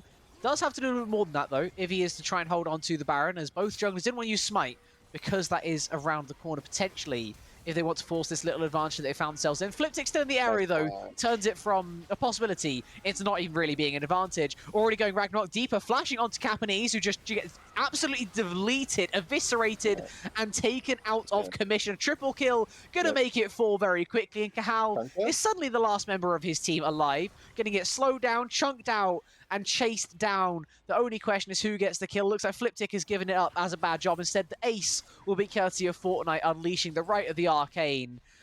Just when you think a positive play has been made, it's an overstep, it's an overstay. They don't have the facilities to go for a Baron at this point in the game, and they have been proven that it's just not possible. It's a 5-0 in the latter part of the play. The Baron will again go over as well, with the tier 2 mid being claimed. Everything in Godzilla's favor as they look to take things up to 2-0. Yeah, they tried to go for the Baron, but you just can't do it even if you found a kill or two. With Fliptic just being on the map, you cannot afford to be able to do that, and we saw exactly why as he once again ran through the entirety of the Loire Syndicate. It was an interesting start to that fight because Skarner did look for the ult on Nico, looked for the Impale. Nico flashed away, but they flashed right into the wall basically, and it was great quick reaction from JBM to realize that and just immediately flash E Nico back into that wall. So even if the ult didn't hit, they still got stunned up, immediately died, then that allows Fliptic to just run through the rest of the team in a much more even numbers fight.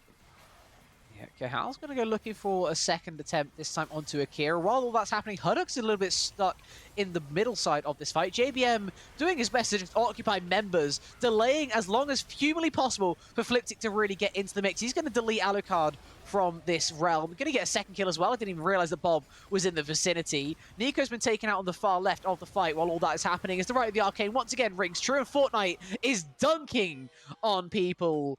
It's a 5-for-1 to end this one off. A lot faster than game one, a lot more convincing as well, as we said, than game one, as it looks like Syndicate aren't even going to suffer the indignity of their base being broken gradually. They're just going to accept defeat, as I think it is fair enough to do. The game was going to end anyway. They may as well extradite things just a touch, as that will be 2-0 now confirmed for Godzilla, as they take a commanding position in the series.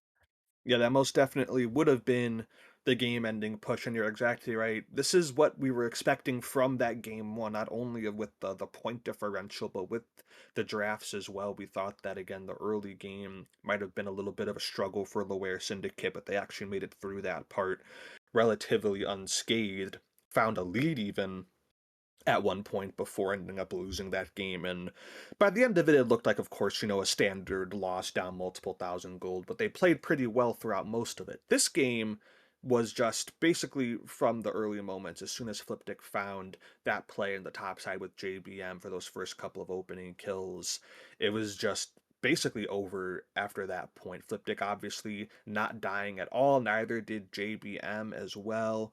Phenomenal stuff from those two. Fortnite had a pretty solid game on the Xerath as well. Just had a pretty easy go of things. You know, it's a lot really easy to play when you do have those frontliners just running rampant throughout the enemy's ranks, and you're Xerath, and you can play the game from, you know, a screen and a half away. If you're in your ult, you can just be wherever you want to be. So very well done by Godzilla Final Wars. Definitely a tough one for Laware. They went with the vanilla, didn't work out, put in a decent size point roster as well. We'll have to see how they adapt this out for game 3. I wouldn't expect another vanilla. You would probably think that they would save that for tomorrow, because they are going to have to play at least one more game tomorrow regardless. But I am definitely going to be intrigued to see how they decide to put their roster here for this third game of the day. Yeah, well, I think both rosters gonna have quite a lot of upheaval, of course. I mean, Godzilla have to make sure that everyone on their team plays, and right now they have two of their tier fours that haven't played so far today, so that's gonna have to change things as well. JF Warriors, I believe, also missing. So it looks like they've got a much lower game coming around the corner, whereas I would expect maybe similar to what we just saw there from Syndicate as they try to kind of bring things back up and maybe tie things up. Well, not tie things up, but like bring things back to respectable after day one, because 3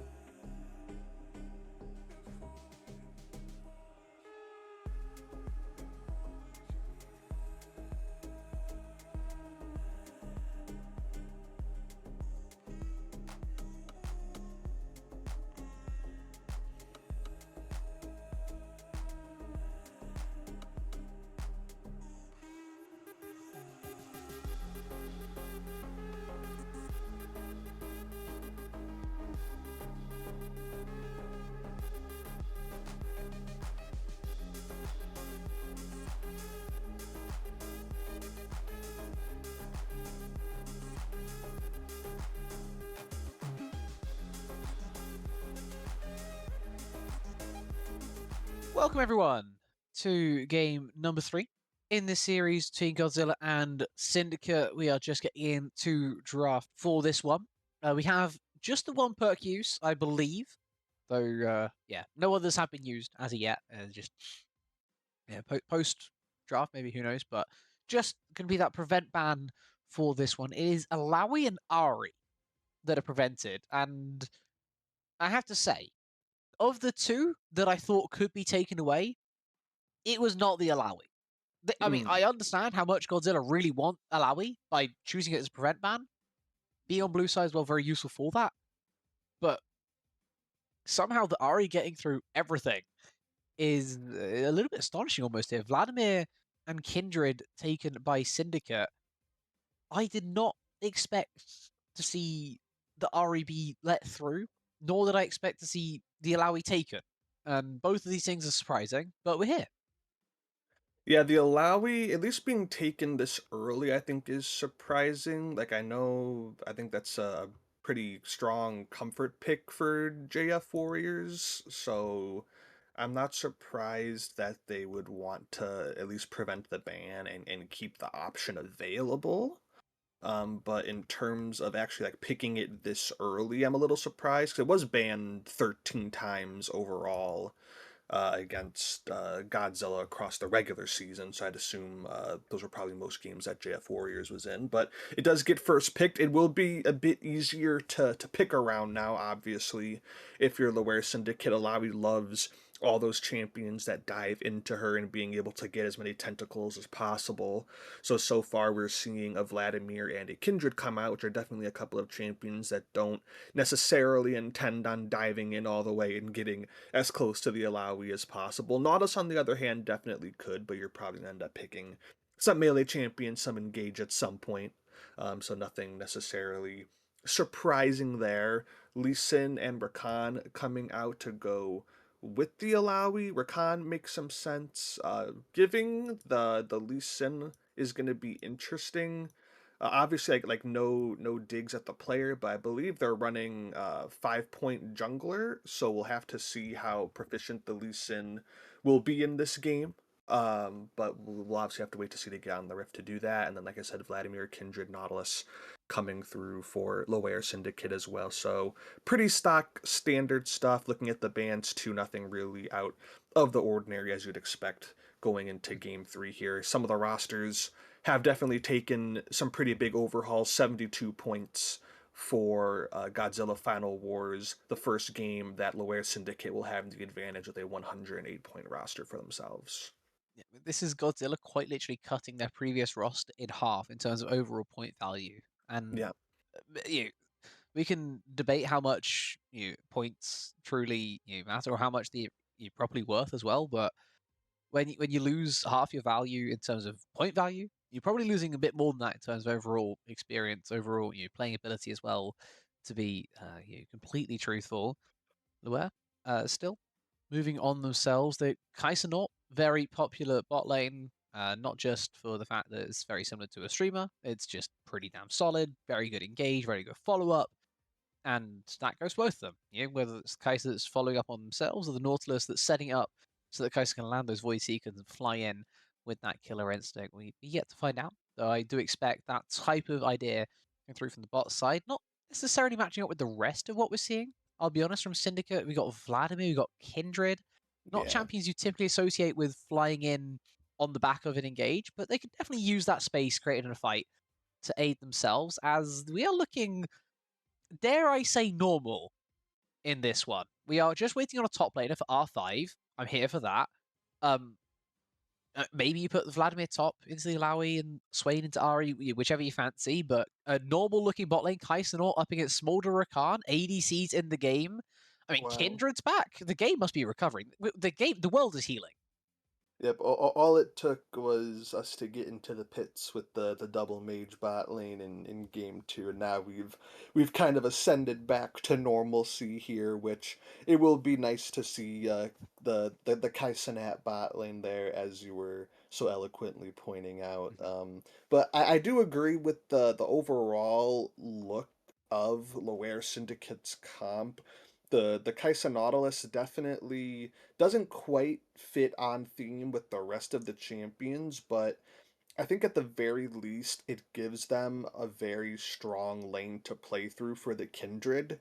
So I would fully expect that to be the priority for Kindred to look for ganks. You can look, presumably the Swain going top lane. I guess technically, Swain and Vlad could flex around in the solo lanes. But whatever lane the Swain is in, you would probably expect the Kindred to maybe make some moves there too, at least having the never move to land to provide that gank setup. But definitely look for the bot lane to be the priority if you're Lower Syndicate. Whereas if you're Godzilla, you still obviously want to prioritize that bot lane in terms of keeping it safe. You might not be making a ton of proactive plays around it looking for ganks of your own, but just make sure that the Smolder does scale up and get those stacks.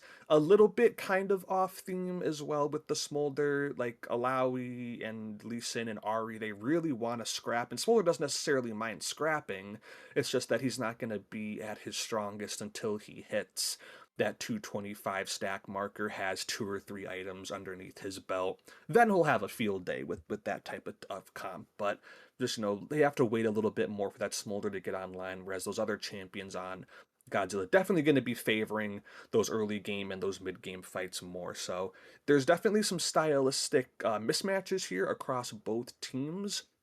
It's going to be interesting to see, as always, how aggressive both sides really want to take it. The only real hard engage coming through from Godzilla that's going to be relatively reliable is the Rakan. Other than that, you're going to have to rely on the likes of an Ari Charm landing, which can be hit or miss. Obviously, you'll have to have good setups for that, whereas with Lower Syndicate, you definitely have some more reliable hard engage with Nautilus, obviously the pinnacle of that style of champion. But again, yeah, like the Kaisa Nautilus will be great for the aggressive engage, but then you have Vladimir Kindred Swain, not necessarily that same type of diving team comp. So both sides will kind of have to be able to manage themselves. Okay, if we are gonna aggress, we have to make sure we're in the right positions to follow up, or if we're waiting and we're going to react to how the enemy team's going to engage. I think honestly that's where both teams are like probably a little bit more favorable in, rather than being proactive. So we'll have to see who kind of bites the bullet in terms of looking for those angles. Yeah, I mean, it's going to be a fascinating game, I'm sure. Where Syndicate really do need this one. They have spent a little bit more, as we can see. We'll see if that does pay dividends in the end, or if Godzilla will somehow be able to pull through into what may end up being an unassailable 3-0 lead in the series. But to find that out, we'll have to see how these guys battle on the Rift. And we'll do that in just a few seconds after this.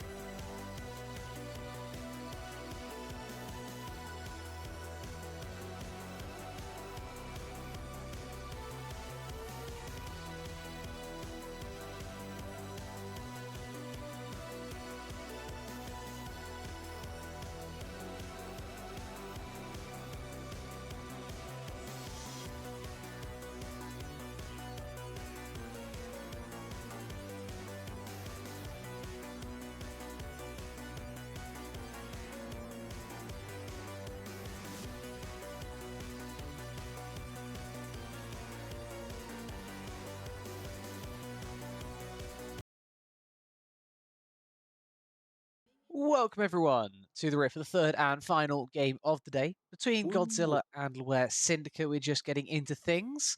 Not much the surprise, though potentially we talked about in the solo lanes for Syndicate, as that is kind of the only area that we were worried about coming out of the draft, only area that we thought maybe up for some debate, as bot lane is not up for debate. We'll come back to Vladimir wherever after seeing a bit of an engage go into Yoshi and Capani's favor. The Smolder early game not doing great, also losing exhaust actually out of that play. I didn't realize that in the moment. Using a very early summoner as Yoshi decides to use his hook on a minion and will therefore lose the trade after the first trade. The Japanese will still do his best to return fire with a plasma proc. Are they just going to go for an all-in fire? Looks like they are. JBM is dead. Yoshi gets first blood, and the second blood is guaranteed to fall. Why? Haddock could not have made the space if he flashed away. He was just consigned to death, and Japanese at least get one of those two opening kills as well. Yoshi exchanges all of his summoners in the play. Japanese just using Ghost. It looks like it's a 3 for 2, with the flashes at least being saved here for Godzilla, but a massive early lead before Stevens even got to say a word. Yeah, the first after the first trade, also known as the second trade, ended up blowing up into a huge fight just completely out of nowhere. And yeah, I wanted to say at first, like, I didn't even like that James Bond, Meow, and Hudak were going for that early trade in the first place, just because, like, obviously it's nice to get, you know, a little bit of health here and there and a smolder stack early or whatever, but, like, you're just not going to win it. Like, just flat out, you're not going to win. You can use the exhaust if you want to try to win it, but is it worth it at level 1 to try and do that? Maybe it is to them. For me, definitely not.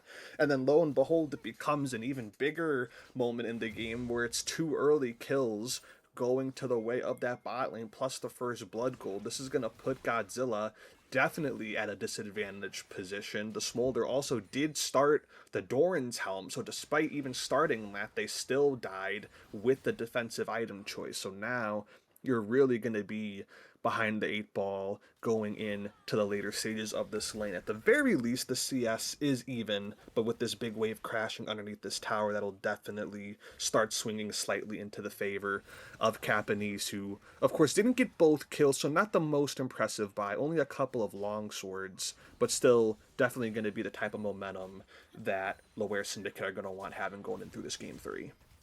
Yeah, and it's also important to point out as well, Tip did a very sneaky play. After getting his top 3 camps, he decided to go down to, or rather up to Vladilina's top blue buff, and he's also going to look to try and find the 3rd kill for his squad this game. We'll just about get there, jumping forward with his Q. Got a little bit closer than maybe it should have, but they still get the kill all the same onto the target that they wanted it on as well. Japanese rightfully backing off, making sure the Kindred gets something for the roam down, making sure that the gank is successful for the person who has to invest the most. They still have missed all 3 of their bot camps, but they're still somewhat even because of, as we said, that invade on enemy blue buff. I mean, Tip playing a little bit of a blinder so far. Unfortunate with the coin flip, it appeared that the crab on the bot side was not the one that had the mark, but everything else gone about as well as it could have right now for the Kindred, and honestly about as well as it could have right now for Syndicate, as they are starting to build quite an advantage already, up 1.5k gold before the first Draker spawn. Yeah, and it is actually the Swain mid. That was something that I wasn't sure about 100% going back to the draft. I kind of assumed it was going to be Swain top, but they ended up putting it mid. Not a huge... Ooh, hold your horses. Yoshi may need to hold his own horses. Drops the Ignite. Zyra going to have to drop the flash in exchange, so we'll call worth on that one. Vladilin not going to make it all too simple. And maybe he should have, because that's also now his flash in the exchange. Tip goes jumping forward. Thank you for the first mark of the game. Instead of getting it on the 50-50 crab, he instead gets it on the 100% landing of another shot with an arrow to the face of the Lee Sin. And that will be 2nd kill of the game already for Tip, up 2.5k gold. How do Godzilla recover? Can they? Yeah, it's going to be tough. Like, I guess at the bare bones of it, their comp, I would say, is probably a little bit more favored in the early game around the top side of the map, and that hasn't been super affected to some extent yet. But Tip getting the 2 kills is going to be like the much bigger factor out of this, because getting either one of those scaling champions ahead, whether it be the Smolder for Godzilla or the Kindred for Loehr would be a huge benefit to either team. Kindred having at least 2 marks by now, maybe 3 at this point. I don't remember 100% for certain. 2 marks Just now, 2. so yeah, but still having 2 marks still in the early game is going to be a significant boost to that type of champion who is going to get that stacking range and that ability to just become that much more annoying in and throughout the team fights. Whereas again, if Smolder, the quicker they get those stacks, the better. And now you're really going to want to make sure that that character can scale up.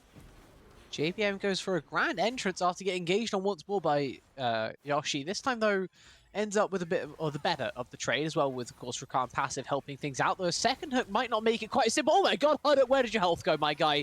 That's a killer There you instinct. go, Goodbye, Kappa. see you next time. Unfortunate that the dragon is caught out. Yoshi also somewhat caught out, as Ladlane is going to ward hop over the wall, going to go chasing. Looks like the Dredge Line will get Yoshi out a little bit safe, but the Sonic Wave is going to stop that right in its tracks. The slowdown from the Nautilus E is a noble attempt, but he now has a control ward to get the second shutdown of the play, and suddenly the Lee Sin is a little bit fed. And Lee Sin's just one of those junglers that from being a little bit fed can suddenly become very, very fed indeed. The issue, of course, is transferring that gold lead where it isn't reliant on just the Lee Sin, but for now, Vladimir, I'm sure, will take those 2 shutdowns. Yeah, getting a couple of, at least one really easy kill with the follow-up one onto Kappa, the second one onto Yoshi. Had to be a little bit of a chase down there, but 2 and 1 definitely going to put them on similar ground now with the Kindred. I don't know, can we check the gold real quick? Sure, At least Rue on I our don't have a lot of data side. for the stream, but I can. Rue's got it on our side. So yeah, a couple hundred gold is only the difference, but it is in Vlad Alena's favor, so it has evened out significantly there with the shutdowns. I'm not sure this is really a play. I've been kind of like watching top lane as top lane for a little bit, Yeah. and it looks like Vladimir is Vladimir as well at the end of the day. Heromancer, who couldn't heal for a ridiculous amount of his health bar, would be a pretty poor Heromancer.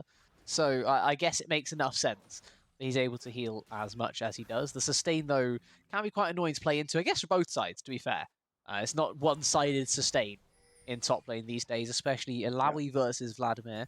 But they are both just holding on for the time being, as Tip is looking, it looks like, for some grubs on the top side to stop that split push threat from being even more oppressive than it potentially could be, while also aiding his own team's interest. The AP solo lanes should now have something to play with beyond just hoping that their once in every 3-second auto attacks can delete turrets.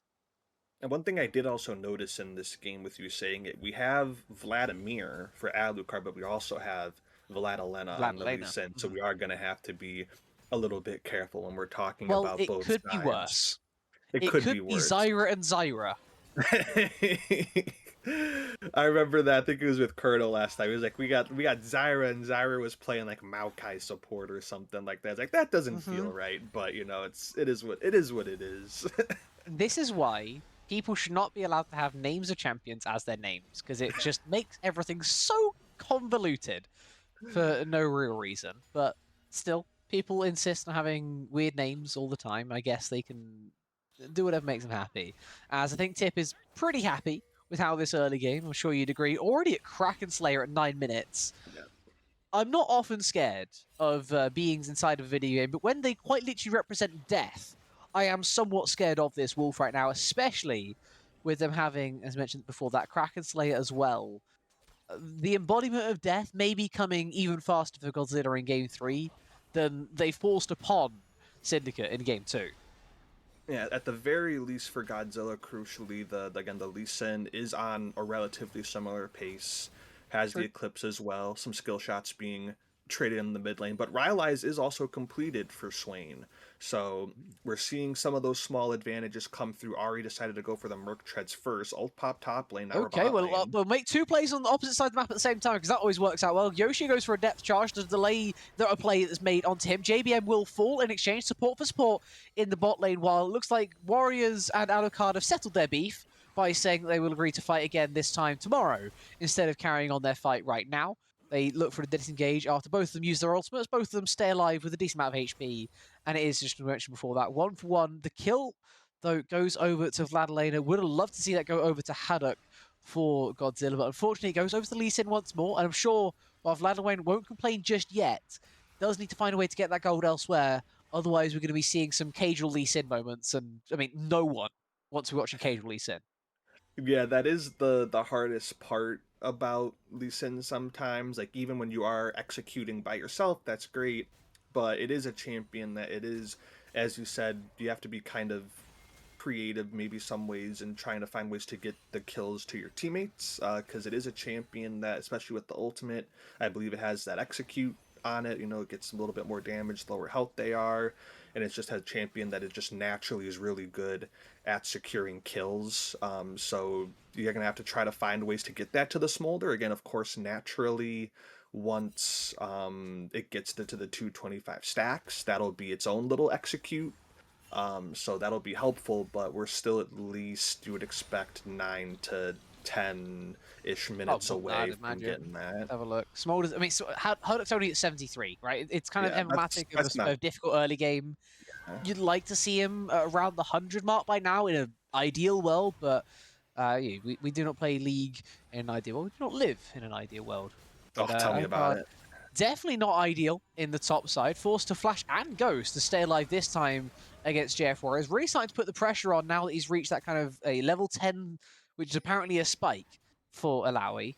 You never really know with these champions. They just kind of exist in the mid game. They kill you, and Capanese has decided that it's his time to go for some killing. Luckily, Hurduk has the exhaust up once more, and that'll keep him around as we go back over to the Dragon, because Vladlena has suddenly found his health bar disintegrating, and Lotus is going to be happy to take that kill, flashing over the wall perfectly as well. It is a beautiful escape, though the Dragon may have other ideas. One more auto would see him fall! Dragon killing for the Dragon, who's also going to claim it, and JF Warriors, oh my god, no, he is going to fall! I wasn't sure if there's a turret shot coming his way. There was, just at the final tick. Alucard wins in the 1v1 in top lane as well.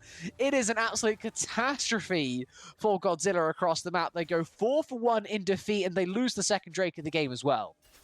Yeah, Lotus going down, the only bad thing that happened there for Lower Syndicate, securing the Dragon. Some close margins there. Vladalena got Lotus down low enough to at least be finished off by the Dragon, the kill going the way of Hudak, which is critically a big deal right Dragon. there. That Oh, right, sorry, yeah. Sorry. Yep, the Dragon got the final. The Dragon tech. Yeah, they're both The Dragon got the kill for the Dragon. Exactly. Maybe that's like a distant cousin or something like that. That was the, you gotta the help. mountain You gotta help family out. Family helps family.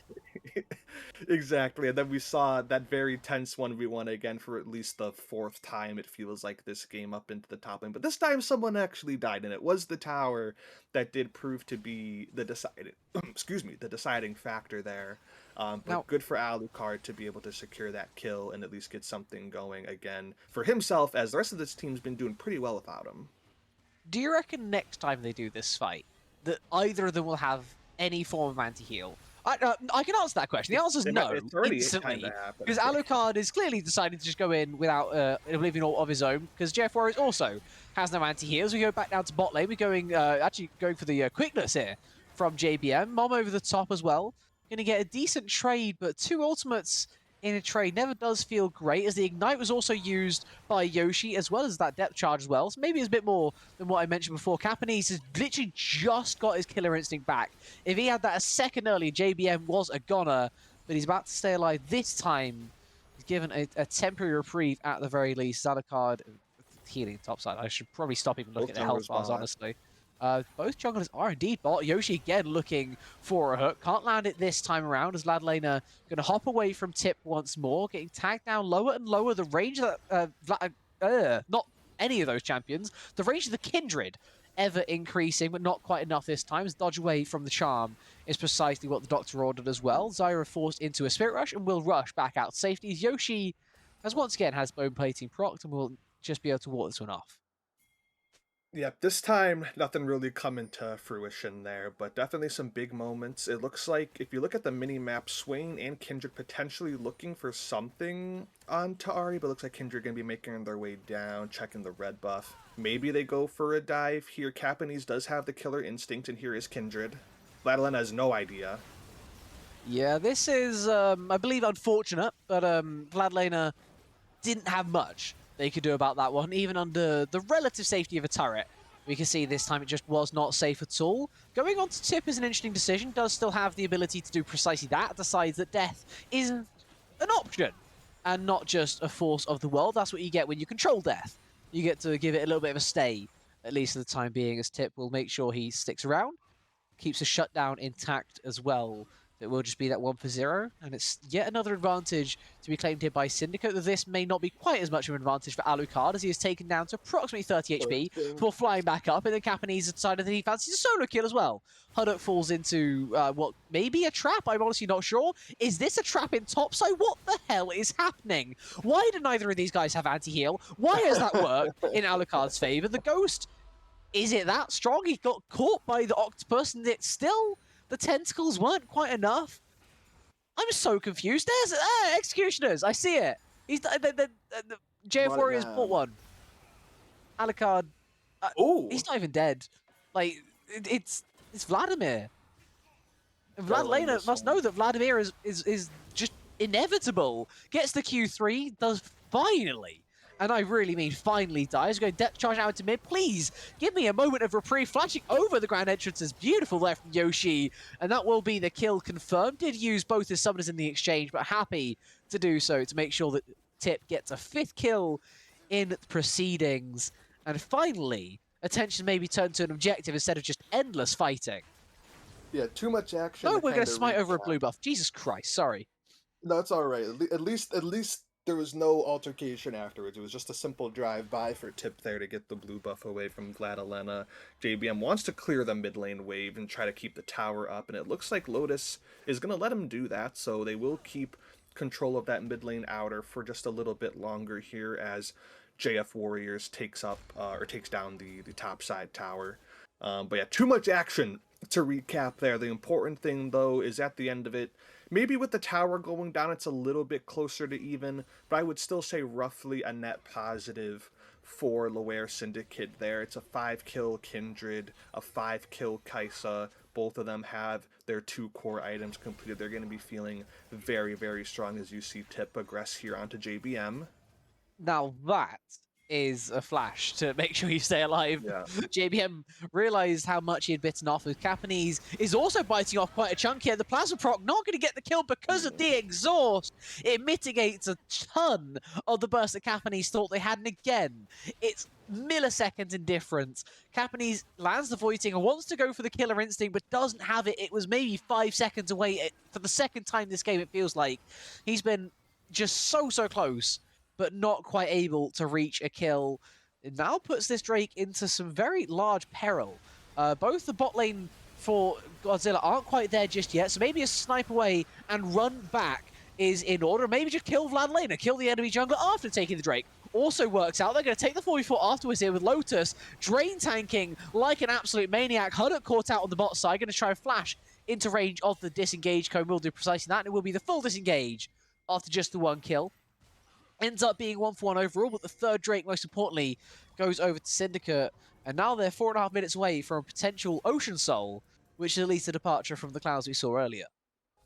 Yeah, I mean, if you can even say fortunately, but fortunately to some extent for Godzilla, is that with Capanese dying and going that aggressive, that probably could have been a lot worse for them. With how ahead Loer Syndicate are, I don't think Capanese had to keep going there. You probably was thinking, pretty simple, like, oh, if I can, kill the Smolder, then it's going to be a free dragon. But he had the Smolder chunked pretty hard already. Probably didn't need to commit that far, especially no one else on his team was around him to try and help him out, let alone, again, regardless of knowing or not knowing how much of Godzilla was around to help Hudak get out of there. It was just a little bit too over-aggressive. Of course, with how ahead their team is, especially the Kindred, it works out fine. I feel like you just said the words too over-aggressive. Now, I wonder if that will also apply to this situation, where JF Warriors is caught on what may also be described as the wrong side of town. That was too far forward and caught out very expertly there by this, not really even pick comp, but just finding the pick anyway. What is this comp? It feels like it's a mixture of drain tanks, endless healing, and random sniping / killing. It's the never die comp. It is the never die comp. I like that. Yeah, you got Vladimir swinging, like you said, for the drain tank. Even Kaisa has a shield, and then Kindred can literally just not have them die if she wants to. So Granted, at least Uh, Kai'Sa shields on her ultimate, but hey, small perks, right? At least it's not every day. But what is turning into everyday occurrence right now is just the stacks that are really building up. We got Tip up at 5 right now. Not the most, it has to be said, for a Kindred at this part of the game, but your everyday occurrence definitely coming in the form of this dragon, getting his practice in, putting in the work. Up to 180 now is Huddock, getting ever closer to that marker. Gonna keep on ticking away. Already at 2 items as well. Essence Reaver plus the Black Cleaver, the weird centerness of it all. I never quite understood, but people say that it's good. It has a high win rate. Who am I to argue? yeah, it's one of those weird things where it's like, sure, if the numbers say it's good, then I guess it's good, but you just like building the more crits down that champion. Okay, what about the numbers on this play? Are the numbers on this play good, or is Alucard very, very safe? Because I feel like the numbers aren't I think good, Alucard's and led most of Alucard the is very, very numbers. safe. He just chunked He heals a lot, Vladlena big and decided to numbers. eat 660 health back at the same time. I've never seen such a greedy Heatomancer have such a free time in the bot lane. He is just delaying everything, and with the Lee Sin showing as much presence as they have on the bot side, and that bit, of course, leaves the top side objective free to be taken. Too much presence shown, too many cards played, and that will be the Baron handed over for very little in exchange. I mean, the push is still in the Vladimir's favor. You didn't get anything from that. All you potentially get is Yoshi overstepping his bounds, but he's just going to step forward, slap JBM in the face, root him to the spot for a second, and then walk away. Yeah, Alucard really liked the big numbers that he was healing there, as we saw, and then yeah, just piece of cake for Lower Syndicate to be able to just burn through that Baron, and Dragon's going to be coming up here in a minute as well, so that you would expect to be the Ocean Soul going their way as well, which not the most impactful soul overall, but still is going to be useful. It's better than nothing. We didn't see that Yoshi, it's okay. At the very least, if anything, it sets you up more so if you need it, you get the Elder Dragon up, and then you're going to be feeling really confident around any Elder Dragon fight as long as you have your Kindred and your Kai'Sa alive. And even if you don't, I mean, Alucard, with what we've seen from him, can probably sustain through enough of these fights that they could probably win a 4v5 of some sorts anyways too. So the one thing again to still watch out for is Hudok. If they have the stack sheet, this could be something for him. Well, let's see if they're going to get in this fight. Might not be there just in time, though, as the fight has already started. Yoshi re-engages at such low HP, and that was only ever going to end one way, unfortunately. But Alucard turns in to try and turn things back around for his squad. JF Warriors barely hanging on to life. One more Plasma Proc would have got the job done. Instead, has the timeout. Instead, Capitese has to do it the old-fashioned way. Doesn't get any assistance for his passive. Ends up having to get the double kill the more difficult way, but still gets it done in the end. Vladlena has the near impossible job of trying to walk up into this pit 1v2 while being unspotted, walking over a control ward to try and stop the soul. Now, if any of those words sounded impossible, that's because they clearly were, and it will result in the Lee Sin's death. Makes it a 3-for-2 instead of a 2-for-2. The Ocean Soul as well goes over as expected to Syndicate, and that, you mentioned not being the best of souls, I believe, but if ever there was a team comp to use an Ocean Soul, I feel like this could potentially be it, as Tip is deciding 1v2 is where he has got to in this game. That was disgusting, unsightly, and honestly mean. Yeah, I mean, it's just the Kindred can do whatever she wants at this point. He had 8 kills now, but 7 at the time of killing the Smolder. 2.5 items, Infinity Edge should probably be completed upon the recall. It's been all Aware Syndicate here, which is much needed for them, as they did drop the first 2 matches, so winning this one and at least giving them 1 game to go into tomorrow with, feeling good, feeling like they have a good chance in this series, and avoiding a repeat of their regular season matchup, because Godzilla did 3-0 Laware in the regular season, so they can stave off a little bit of a deja vu moment there, potentially. Yeah, well, let's see if deja vu comes around this time, as I doubt it. After we see an engage go that limply, it feels like there can be no repercussions. Lotus, with a beautiful Nevermore pull, is going to get some drain tanking into the backline. Tip's going to keep everyone alive in the their own backline to make some sense of that one. The Lamb's Respite just perfectly surviving everyone. that was a 4v5, if we're honest as well. Alucard was just split pushing in topside. Maybe he killed the Alawi. I don't know where the Alawi was. I saw her in the fight. I don't know if I didn't see her in the fight. I'm a bit confused as to how this It doesn't game matter. has ended in the fashion that it has, but I'm not surprised that it's ended in favor of Syndicate. They have looked pretty damn dominant the whole way through this game. Maybe not the series so far, but I'm sure they'll come back stronger tomorrow as they at least make it respectable and they put things up to 2-1, as I believe all the series now are 2-1, which is a very interesting way to leave day one of the playoffs. I don't think I've seen that before, where all 4 series are 2-1. Oh, hopefully it means at least some good competition for tomorrow. Definitely come back and tune in here for the conclusion of this series, which, if the Wear Syndicate can keep it going like they did here, then it should definitely be entertaining. They had a good effort in game one. It fizzled out a little bit towards the latter portions of the mid game. Game two, if you missed it, was a complete stomp just about in favor of Godzilla. Fliptic was on Olaf and just completely dominated the game. But now here, at least in game three, as we've said, Loire Syndicate make it a series. Capanese 12-3-2 on the Kaisa, had a really good lane with Yoshi, started off with that early 2v2 again. Probably wasn't the best decision to make from JBM and Hudok. I don't know if they were also expecting it to go that serious the second time around when the re-engage happened, but you got to be careful of that when you're dealing against a Kaisa Nautilus. Kappa and Yoshi took advantage of that. And Alucard, JF Warriors, they were duking it out in the top lane, as we saw numerous times, just healing off of each other as much as they possibly could. Yeah, those stats, in case you're interested, those damage stats are completely fake.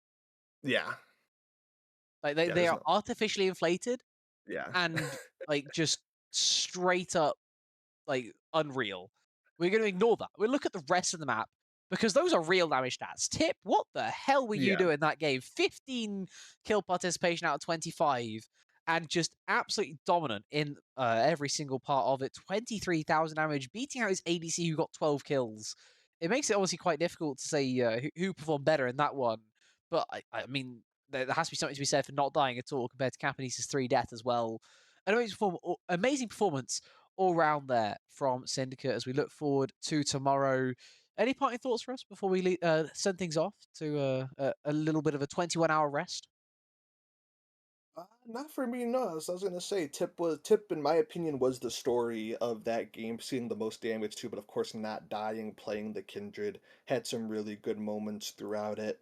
But Capanese and Yoshi did dominate that bot lane too. So very excited to see how the rest of these rosters will compare tomorrow. We'll see how them shake out. There's still a lot of perks to go through for Godzilla, and one vanilla perk still for the Wear Syndicate to utilize in hopes of trying to catch another game before getting eliminated or winning the series too. They're down, but they're not out.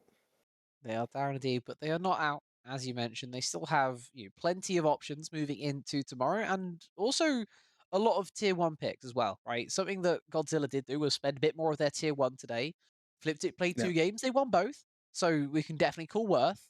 But they also used a decent chunk of their tier 2. Akira played 2 games, JBM played 2 games. Quite a considerable amount more points spent by Godzilla on the day than Syndicate. So they can come into tomorrow feeling confident, I'm sure, they can bring this one back, even if they are at such a perk deficit after that unfortunate slip up at the end of the regular season. But we'll be back tomorrow to see how this series and the other ones are to finish. Thank you all for joining us today, and we hope to see you guys then. Enjoy.